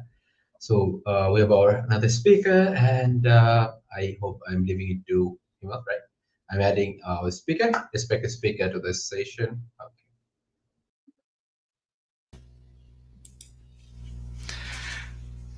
Hello. Hey, Rahul. Hello. Okay, can you see my screen? I'm just sharing it. Yeah, sure. Just hold some moments. Perfect. Okay, I'm ready to go. Just for the information, like, it's a 35 minute session and 5 minutes Q&A, right? Yeah, it's totally depends on you, like maybe 30, 10 or something. So Okay. it would be awesome if you can introduce yourself and then we can start the session. No, perfect. So hello everyone, I'm really happy to be here. My name is Rahat Yasir. You can see I'm a Microsoft MVP in AI. It's been over 10 years. I'm an AI MVP. So when I started my journey, I was in Bangladesh. I was a Windows Dev MVP that time, first 3 years, and eventually I moved to Canada and like transitioned to AI domain as well. And for my day-to-day job, I'm also head of data analytics, advanced analytics at the International Air Transport Association. Super happy to be here. I hope there is a lot of like Bangladeshi audience looking at my session. Yeah, and today's topic. So we will talk about develop, validate, moderate, deploy LLM application in Azure AI. I was quickly looking at all the other sessions, what they have presented. I have already seen that people have already talked about Azure AI Foundry, agent, different as well, LLM, Copilot as well. So a lot of things are already covered, like those basic things that I was thinking. But again, the way I organize my session mostly is I'll talk about on a high level regarding the LLM application lifecycle. What is it? How do we manage? We always hear about machine learning ops, ML ops, and LLM ops. So what is it? This is something I just wanted to like give a quick overview, and then last 10 minutes I'll try to give a uh, demo of okay, if you want to build an LLM application, where to go, how to do it with some like from the prompt flow, how can you test it, how can you train it, how can you deploy that one, so that you get a like a comprehensive overview, so to continue this journey as well. So first thing I wanted to like those who have already trained some AI model or who has already done some work in or new into this LM world. I just wanted to like give a quick 2 slides touch on that one, because I see sometime people getting a bit confused about traditional machine learning and foundational model or LLM based applications. So what does it? What does it? What is it? And how to use it? And what is the benefit that you can get from this one? So one of the big thing that we see in traditional ML and foundational ML is when you are using traditional machine learning, you have either you are doing one specific task. We also call it sometime a narrow AI model. So either you're predicting something, you are doing some document intelligence, you are doing forecasting based on your time series data, you are doing some sort of regressional model for some sort of like number calculation based on historical information, or maybe you are just using image processing or computer vision based AI use cases for to predict something, detect something. So in that case, you train the model with your with your trained data. A lot of times those are like supervised machine learning model, or even in some cases semi-supervised too. And then you have the AI artifact, some sort of like trained binary data, and then you allocate some sort of task, and those tasks are a narrow AI. They are individual, a task-specific model, require trust task-specific training, and it requires a lot of like human supervised training data as well. But one of the good thing is it's easy to explain, easy to understand as well, why it's giving you this type of results, what are the like key reasons behind this type of like prediction. It's more easy and to explain, and explainable AI is well followed in that case. But what happened in terms of like LLM and foundational models?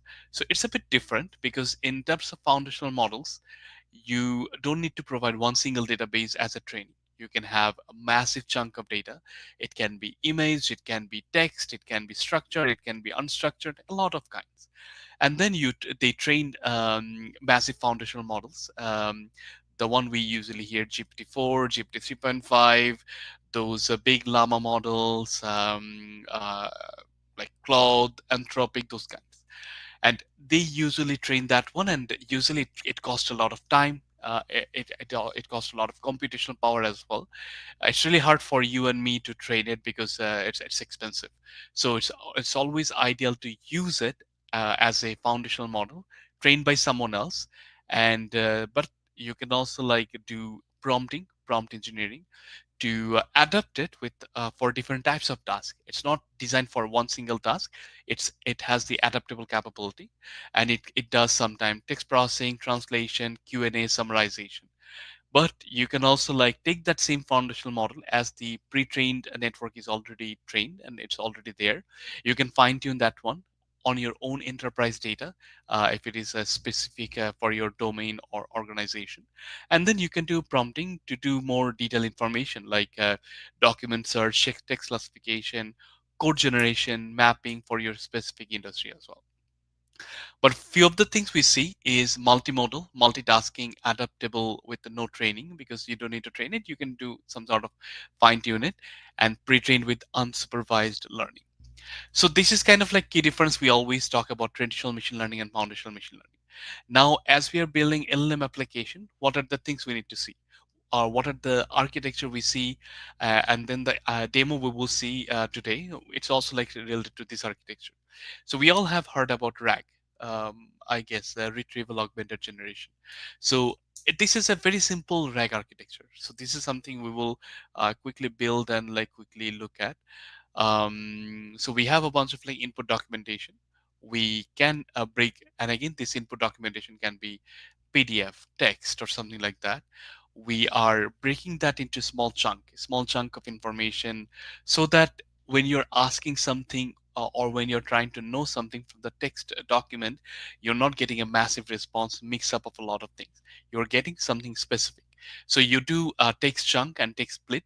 Once you do that one, you use a encoder model, like ADA embedded based kind of model, to pass it through to store those embedded information, text embedding into a vector database in this case. So this is the first layer to prepare the like information or knowledge base for you. Once this part is ready, the vector database is here.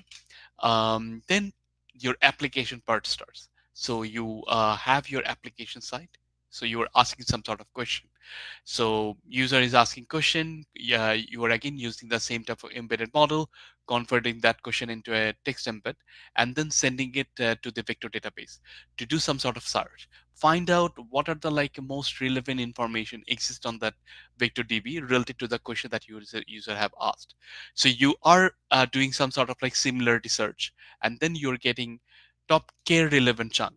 So there are different types of algorithm in terms of like doing this type of similarity, and find out more contextual information, semantic information related to the question that your users are asking. Once you have top k relevant information, you can use GPT, some sort of like text like completion, GPT-4, Turbo, those kind, to give the context to some sort of prompt, give the relevant information, give the question, prepare the response that the user need, and then you prepare the response. So this is a simple architecture of a RAG. So this is something I will show on the prompt flow, so that you know, okay, how to build, how to develop, how to test, and I will also like quickly talk about the evaluation part and validation part as well. So this is how it looks like. But if we look at a more like enterprise architecture, to me this is not even an enterprise architecture. This is more into like something relevant, easy to use, easy to understand level. But if you look at an enterprise architecture, so you can see, find out the information there. So this is kind of like an enterprise level. You have a UI, your end user is communicating, you're asking something, you have like initial response, initial prompt is also provided. Your embedding model is doing some sort of like searching on the like vector database. You're doing a bunch of like a data filtering based on your response from the vector database, and then your initial prompt is taking all those information, and then you can also use prompt optimization tool if needed, if you have some sort of issue with the size of the token. And then you also use your LLM API to create the proper response, do the proper combining all the information. And then once you have the final response, you also like pass it through the content filter, content classifier, or some sort of filter, so that you can have the final output. And then you give it to that UI so that end user can see that. So this is the kind of like interaction it looks like in a enterprise level. Why we are calling it enterprise? on an enterprise level, you need to have a bunch of security. You need to have a bunch of like data filter. So one of the filter is here. You can see data filter is making sure that if a user is not allowed to see something, even if your vector database is finding that information for you, data filter will drop it right away. Second thing is also content filter. If the user is not allowed to ask something, and if the response is something irrelevant for the user, it will also like stop the user right away over there. And then the final one is the LM output, in this case for the UI, and to kind of like have a proper interaction with the user. So this is how it looks like on an enterprise level. So on an enterprise level, when we look at the LLM lifecycle, I have already seen some of you already talked a bit on a high level about this topic. So we have three different like cycle. First one is the ideation and exploration. So you don't just like build something that you don't need. You identify what is the business need, because there is a time required, cost required, and everything. You do some ideation and exploration. Once you have that one, you go into the billing and augmentation. And if you're not happy with the billing and augmentation, you identify, okay, there are some issues in the ideation phase, you go back. And then once the billing and augmentation is done, you're happy with the model, you are happy with the process, the development is secure, you go into the operationalization phase. So it's kind of like an iterative approach, one by one, so that we go into the complete enterprise loop of from ideation to delivery, development to delivery to maintenance in that case. Okay. So on an enterprise level, so as I said, there are like multiple like levels involved in this case: ideation, billing, operational, and managing. So what are the tasks on that side? If you quickly take a look at that, because I believe you will develop some sort of like enterprise level application in future for your organization. In the ideation phase, you need to understand business requirements. What are you trying to achieve here? Can you achieve it with the Gen AI tools that you're looking for? What is the use case specific foundational model? Because not every single model are suitable for every single use case. There is specific model for translation, summarization, text completion, chatbot, so that kind. So you need to identify which cases is required for your or whatever foundational model is required for your case as well. You also need to do some sort of like prepared some data. You need to have some test and train data. You need to do some prompting. You need to identify limitation, where you're going to stop, what are the kind of like absolutely forbidden rules for your specific organization or for your application as well. So you need to have those like criteria at the beginning. Once you identify those things, then you need to go into building an augmentation loop, where you are guiding and enhancing the LLM to meet your specific need. You take your base model and try to fine tune it on your real like a local data. Integrate some sort of like RAG process if needed. You can always like come up with, if you need to like do some sort of like ragging, is it the rag on structured data, unstructured data? Do you need some sort of like SQL, no SQL based data injection to prompt for better context? In that case, you also need to identify those things. And you also, if you're not happy with the response the way you're getting, you always need to like adapt in terms of like fine tuning. And the last thing is you need to combine the prompt, fine tune up, like, and again, how can you get the optimal results? So you need to like go through that process. And this is an iterative approach. So it's not just like a single one story fits all. So you need to like try, go back, something like that, based on your specific need. And then once you're happy with the process that you have built, once you're happy with the model that you have built, then you need to operationalize. You need to convert from development to production zone. You need to do the deployment in a proper container. When you do the deployment, you also need to see what is the runtime of your like application, and in that case, how many instances you need. You need 2 instance, 3 instance, 10 instance, and you decide those instances based on your users in that case.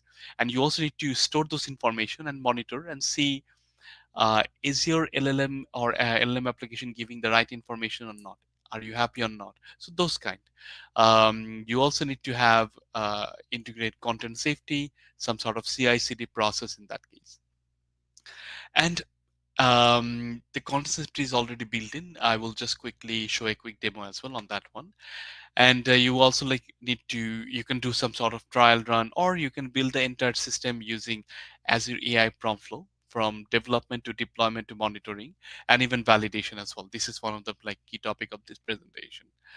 And one of the main thing is you need to collect the production data to see to do fine tuning in future, understanding the cost as well, understanding where it's taking most amount of time if your application is showing a bit slow response.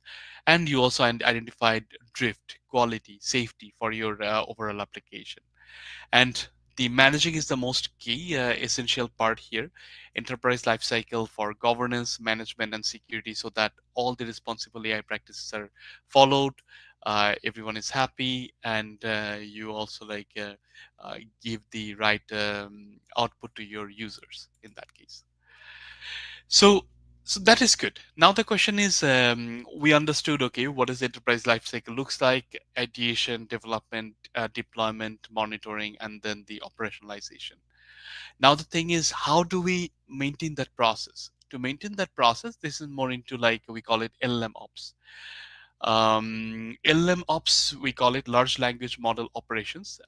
It has a bunch of steps, so it's more into maintaining the process, the techniques, the tools, the operationalization, both for moving from dev to test to prod, so all those individual activities. Now you can also ask, what is the difference between ML ops and LLM ops in that case? So to me, the ML ops, if we look at, it's something like this. So if we will go for one by one. So for the first one, ML ops, if you have built any machine learning model and deployed any machine learning model, so you need to prepare the data, you need to register the data, transform it, do some data wrangling. That takes a lot of time. And then you do feature engineering, build and train. Then you do feature engineering, model training, test the model, do hyperparameter tuning. And then once you're happy, you deploy the model, package it, develop inference API, productionalize the model as well. And the last part is the model monitoring, which data drift, health monitoring, infrastructure, A/B testing, and retraining. And then you go back. But now the thing is, what if you want to do what happened in terms of LLM ops? LLM ops is a bit, only the build and train part is key different. But again, obviously, fundamentally, a lot of deployment process is also a bit different because you need more compute and everything. But on a application perspective, on a high level, the key difference is the build and train. You will still need to register your dataset for fine tuning or training or RAG based activities. Sometimes you need to do some sort of wrangling transformation as well. As I said, sometimes it can be text splitting, chunking, those kind. For the build and train, you need to select your base model. You need to do prompt engineering. You need to do fine tuning, RAG, hyperparameter tuning, and repeatable pipeline. So this is the key difference between LLM ops and ML ops. But on the deployment, you also do the packaging, deployment, interference, productionalization, and then you need to monitor it in this case. A/B testing is a bit different too. Here, in terms of a machine learning or ML ops, you just deploy it once and then done.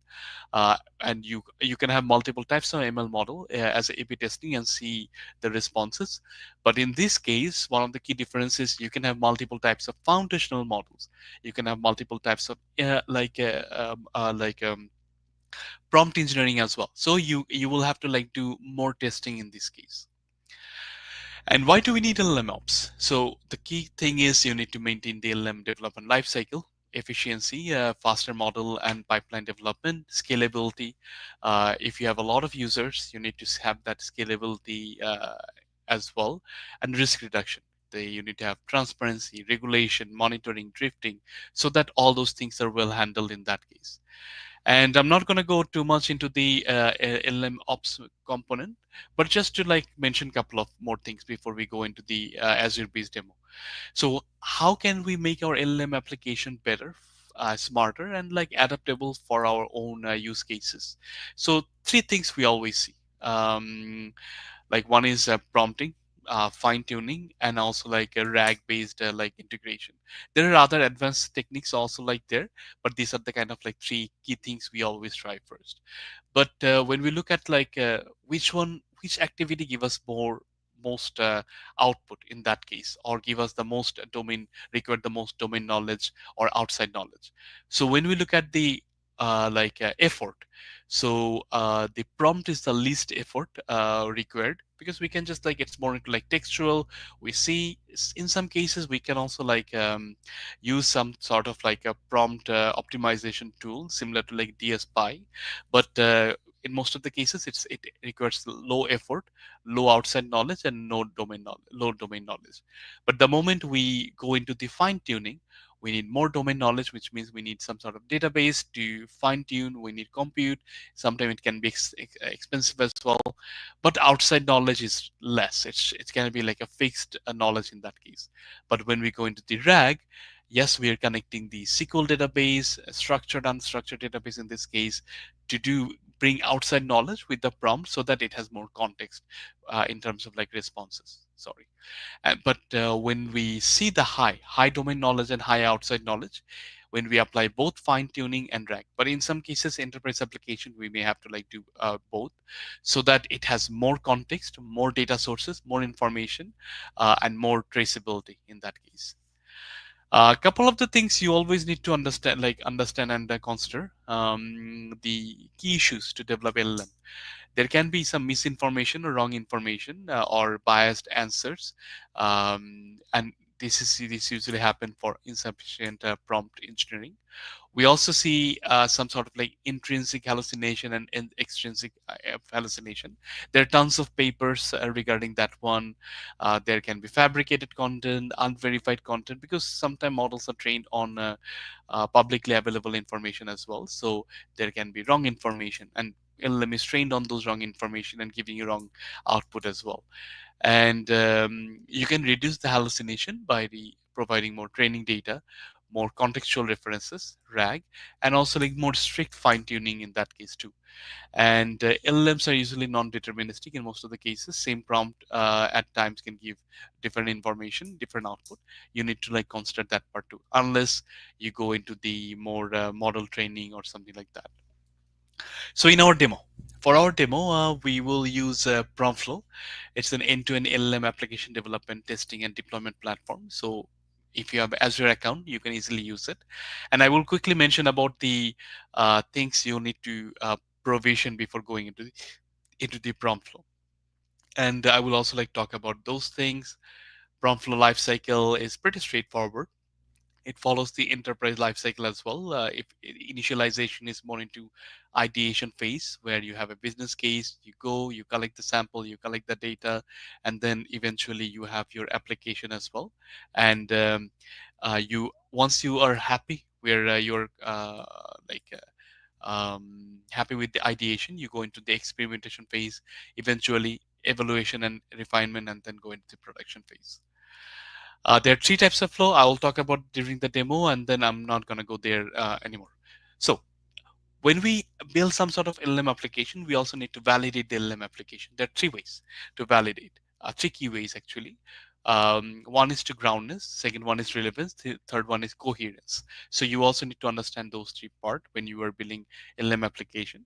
First one is groundness, is you always want your LLM application to give some sort of like reference where it's getting the decision from, information from. So as long as it provides the context and also like the some sort of source citation, we call it groundness. Then this model is grounded.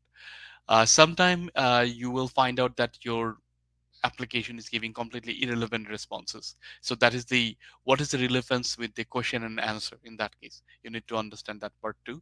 And the coherence, when you are asking some sort of big response, you will also see maybe first few sentences are relevant, but rest of the bottom sentences are not relevant. So you also need to have that level of like coherence response in your text as well. So you can do a bunch of like, there is a bunch of like built-in functions that can be used to do this type of like testing in that case. And the last thing is content safety. This is extremely important because you don't want your users to ask something irrelevant, hateful, sexual, self-harm content, and you don't want your application to respond anything harmful as well. So this is one of the like a main difference. And when you're building application, I always say keep the responsible AI in your mind, where the application needs to be fair, needs to have the fairness for everyone. AI application needs to be safe to use and reliable to use as well. Individuals' privacy needs to be considered. The transparency needs to be there. You need to mention about the data source, how did you train it, what are the limitation. If your application making a mistake, you need to be accountable, and it needs to be inclusive for everyone as well. So we'll go for like a quick demo. So for the demo, you need to have some small prerequisite. So first thing is you need to have a machine learning platform. In that case, Azure Machine Learning Workspace. If you just go to portal.azure.com, you go to a create resource, and then you can easily create a machine learning workspace in this case. So you just like search machine learning workspace and then create based on your region, based on your subscription that you have in that case. So this is the first thing you will need. Second thing is you need to have a OpenAI, Azure OpenAI service. The same thing you can do. You can just like go to either Azure AI Foundry, or you can just go to create a resource, and you can just select OpenAI in this case to create a Azure OpenAI service or workspace to provision your OpenAI models. Once you have the OpenAI service, then you need the safety, Azure AI search, and then the content safety. So those two, you can also like do the same thing. Azure AI search, just search it there, you will find it. Just click, and then based on the cost and everything, there are also like F0. You will select the right pricing tier. F0 is the free one. You can select the basic or standard in that case for the Azure AI search if you want to build some sort of like a RAG in that case. But for the safety, you also like do the same. Very simple, super straightforward. You just search content safety. You go there, and then you create one Azure Content Safety Azure service, and then once you have that one, you will be able to use it from your like Azure Machine Learning workspace. So these are some of the quick things that you need to provision and prepare for the demo. So once you have the OpenAI, Azure OpenAI, suppose like service, you go to Azure AI Foundry portal. Once you are there, you go to the deployment section. You need to have some deployment. There needs to be two deployment model in this case for this demo. One is the text embed. Another one is the like a chatbot or kind of like a text compilation based model. Text embed, you can just like click this deploy based model. You find out all the model. You can use text embedding 3 large or small, or in some cases the second one is open GPT-4 or something like that. So once you have that, you will see that your models are showing here. They're already deployed, and you will be able to use it. So then if you go to the Azure Machine Learning Studio, this is how it looks like. And I guess if you have used it before, you already know. If you want to build your custom AI model, go to notebooks. If you want to use automated ML, go there. If you want to do drag and drop, go here. But if you want to use prompt flow, that's where I will give the demo. You will just go there. But just to show you, for model catalog, you already have a bunch of models that are already there. You can try out in a playground, and then play with those models too. From the prompt flow, if you just go there, you can see create a prompt flow. You will see already a bunch of types are already there. A lot of samples are already there as well. So there are 3 types of prompt flow LLM application we can build. First one is standard flow, chat flow, evaluation flow. So if you already have some sort of like chatbot, you can evaluate it following the prompt flows, all the benefits and tools. If you want to build a chatbot from end to end, you will use the chat flow. If you want to build some sort of like text-based classification model, information retrieval, then you will use the standard flow in this case. So I already have one. So I'm just going to quickly show in this case. And I have also like provisioned the compute as well, so that you won't have to wait. It's a very simple like flow. Just to give a couple of the things. First, you will need some sort of like vector database because I'm doing some sort of like RAG based search. So this is the one I have already created, but just to show how to create one, you go create, you provide some sort of like local database, and you can drop a bunch of like PDF file here, and then you click next. Sample data, suppose RAG.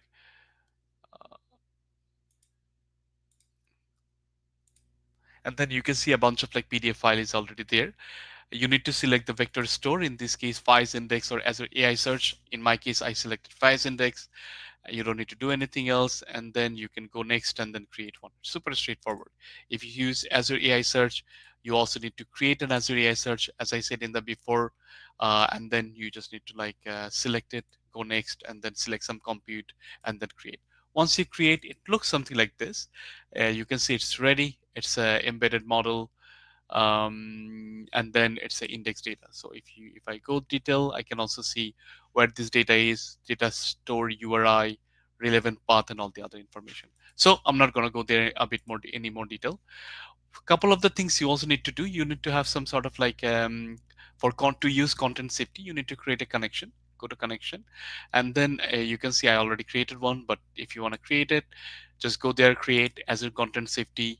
You just provide the API and endpoint. When you create that one from the Azure portal, you see it here, and just provide it the name, and it will be automatically connected. Same, once you all have also like created those models, you also like connect those models as a LLM model or something like that. For our flow, we will just go there and then just show a demo. So what is happening? I'm asking some question, and then just like the way the RAG architecture, I want to like generate embedding of that question. I will do a lookup to search it on the vector database that I already have. I want to format the data, and then I want to prepare a nice answer, and then I want to have a response. So I also want to have, again, I can have content safety at the beginning and the top as a best practice, but I can also like have it by the side just to test. So, okay, if we have a like answer, some sort of question, tell me the name of all the South Asian countries. So this database should have all those information, and if you just run it, what happened? Let's see. And then I will just quickly in 2 minutes walk you through, and then give a quick overview as well regarding the deployment part and evaluate part. So you can see it's already running. It's almost done. The content safety part is running now. Okay, so what happened? So we asked a question. So the second part is embedding. So I have you provided my Azure AI's OpenAI connection. I have also like mentioned the deployment name for embedding a model, and I have also like provided the input. Input is the output from here, which is this one. And then you see, if I select the detail, this is the embedding that looks like from the question that I have asked. So this embedding, we will take it and then search it on the lookup. So we have provided the path of the like Azure AI search vector database that we have already created. This is the vector embedding, and we want to bring top 3 relevant information. So you see it has done the search, and then it's bringing a bunch of text regarding all the information. Okay, that's good. Top 3 relevant. And then we have done a basic formatting. And again, I didn't do much. It was already taken from the sample. And we passed it through a prompt. You are a chatbot having a conversation with a human. You have access to the knowledge source that has information about different continents. So I'm making it a continent information chatbot. Given the following extracted part of a long document and a question, which is kind of like the question is here, long document is here, we just saw create a final answer with reference sources. If you don't know the answer, just say that you don't know. Don't try to make up answer. So it's just like we are giving some instruction. Always return a source part in your answer and try to provide the link and blah blah. So this is the prompt it went through, and we also need to provide the connection, the type of API, the deployment type, which model, the temperature, and the token level, and then the output. So if we see the view output, you see, tell me the name of all the South Asian countries. using the name of using the additional knowledge provided in the prompt. The South Asian country names are blah blah blah. We needed more for sure. It didn't have completed because we kind of like said 200 words we can have detailed it, but again we need to try out multiple level. The South Asia has more countries that it has missed, but again this is the kind of like way we can like chat with the like with the data that we have selected. But we also like can do a bunch of like testing. So to do the testing, after building this type of like GPT based model, we click evaluate. We see that a bunch of like next. If we select some sort of like data set that I have already created, so there are a bunch of like sample questions and answer. Tell me the population of Europe. Tell me the GDP of Europe. Those kind. And then we can also like see, okay, I want to see the groundness. Is it always giving me the citation link? The accuracy. In this case, the accuracy won't be like good because in my test set, I have just like simple one word answer, but the response will be bigger. So in that case, we need to like cohere in that in terms of like a train and test and evaluation process as well. And then we can select a bunch of other things. So once we're happy, we click next and then we run it. But in this case, I'm just like showing the sample. It takes some time. We need to run it. I'm just going to go back and see the response. So once you click the run, it goes into the run section and then it shows something like this. So I used a sample data set on the same data.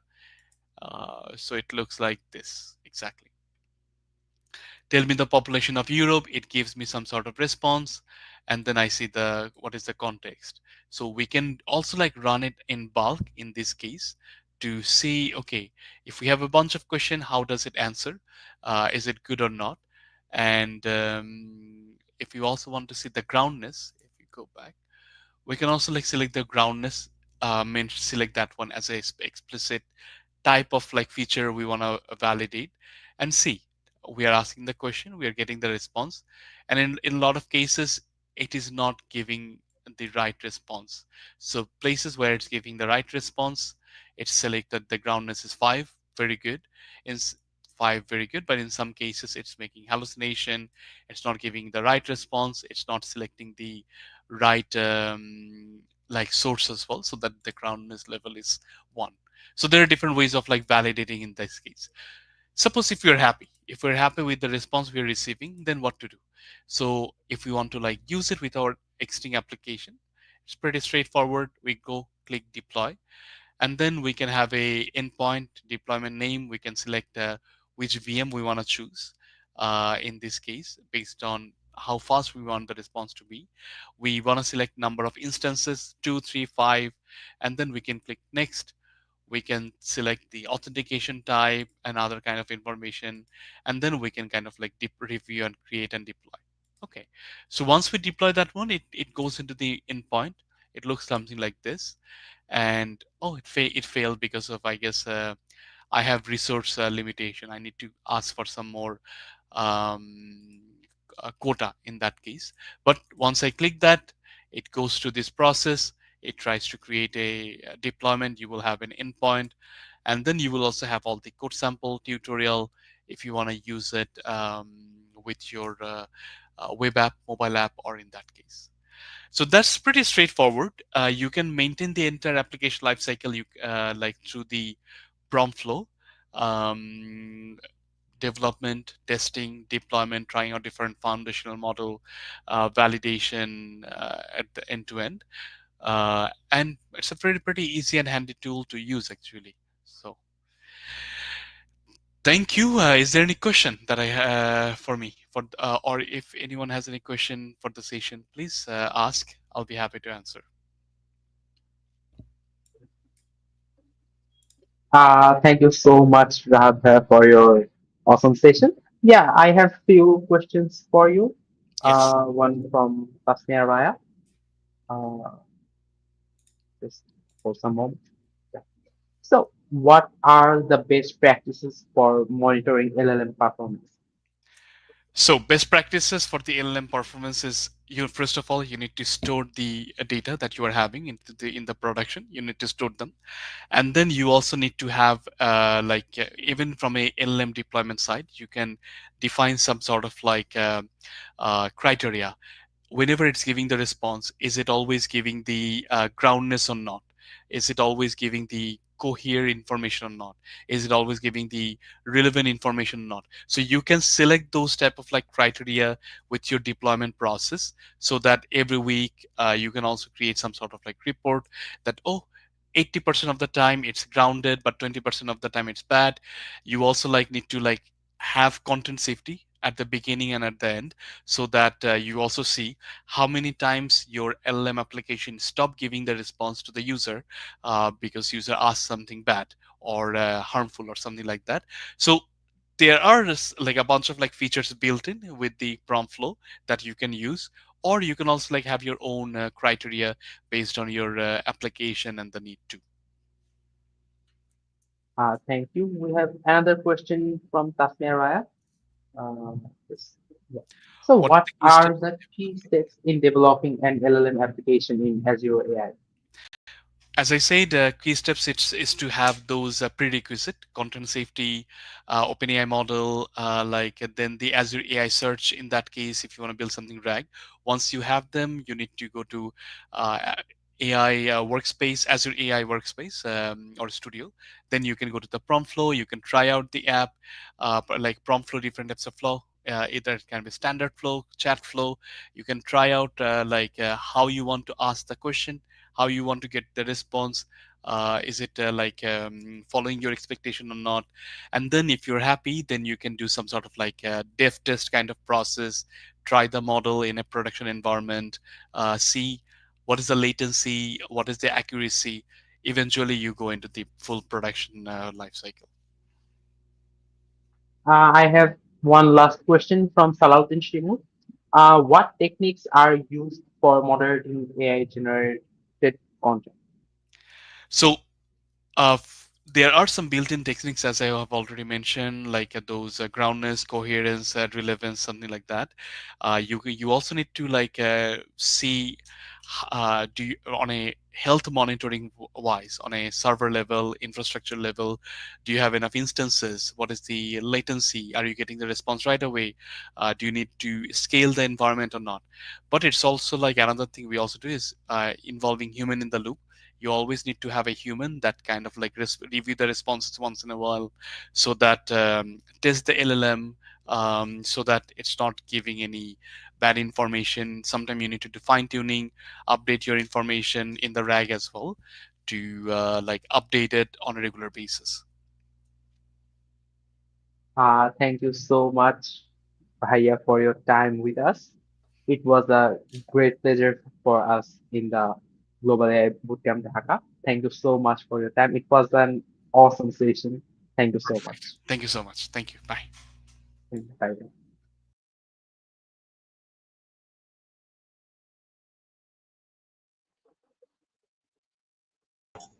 Okay, thank you so much, everyone. I believe you guys can hear me, right? Yes, we Yeah, can hear Fiona? you. yes, sir. Okay, We great. can Thank hear you you. so much, audiences, those who were here with us, and we had a really awesome time with you guys as well. If you have any question, this is recorded session as well. It will be in our YouTube channel and the Facebook group as well. So feel free to check that out. And thank you so much, Himel and Fiona, for being with me as well. So yeah, thank you so much. I think we can wrap it up, right? Yes, Yeah, we right. can wrap. Okay. Bye then. Bye everyone.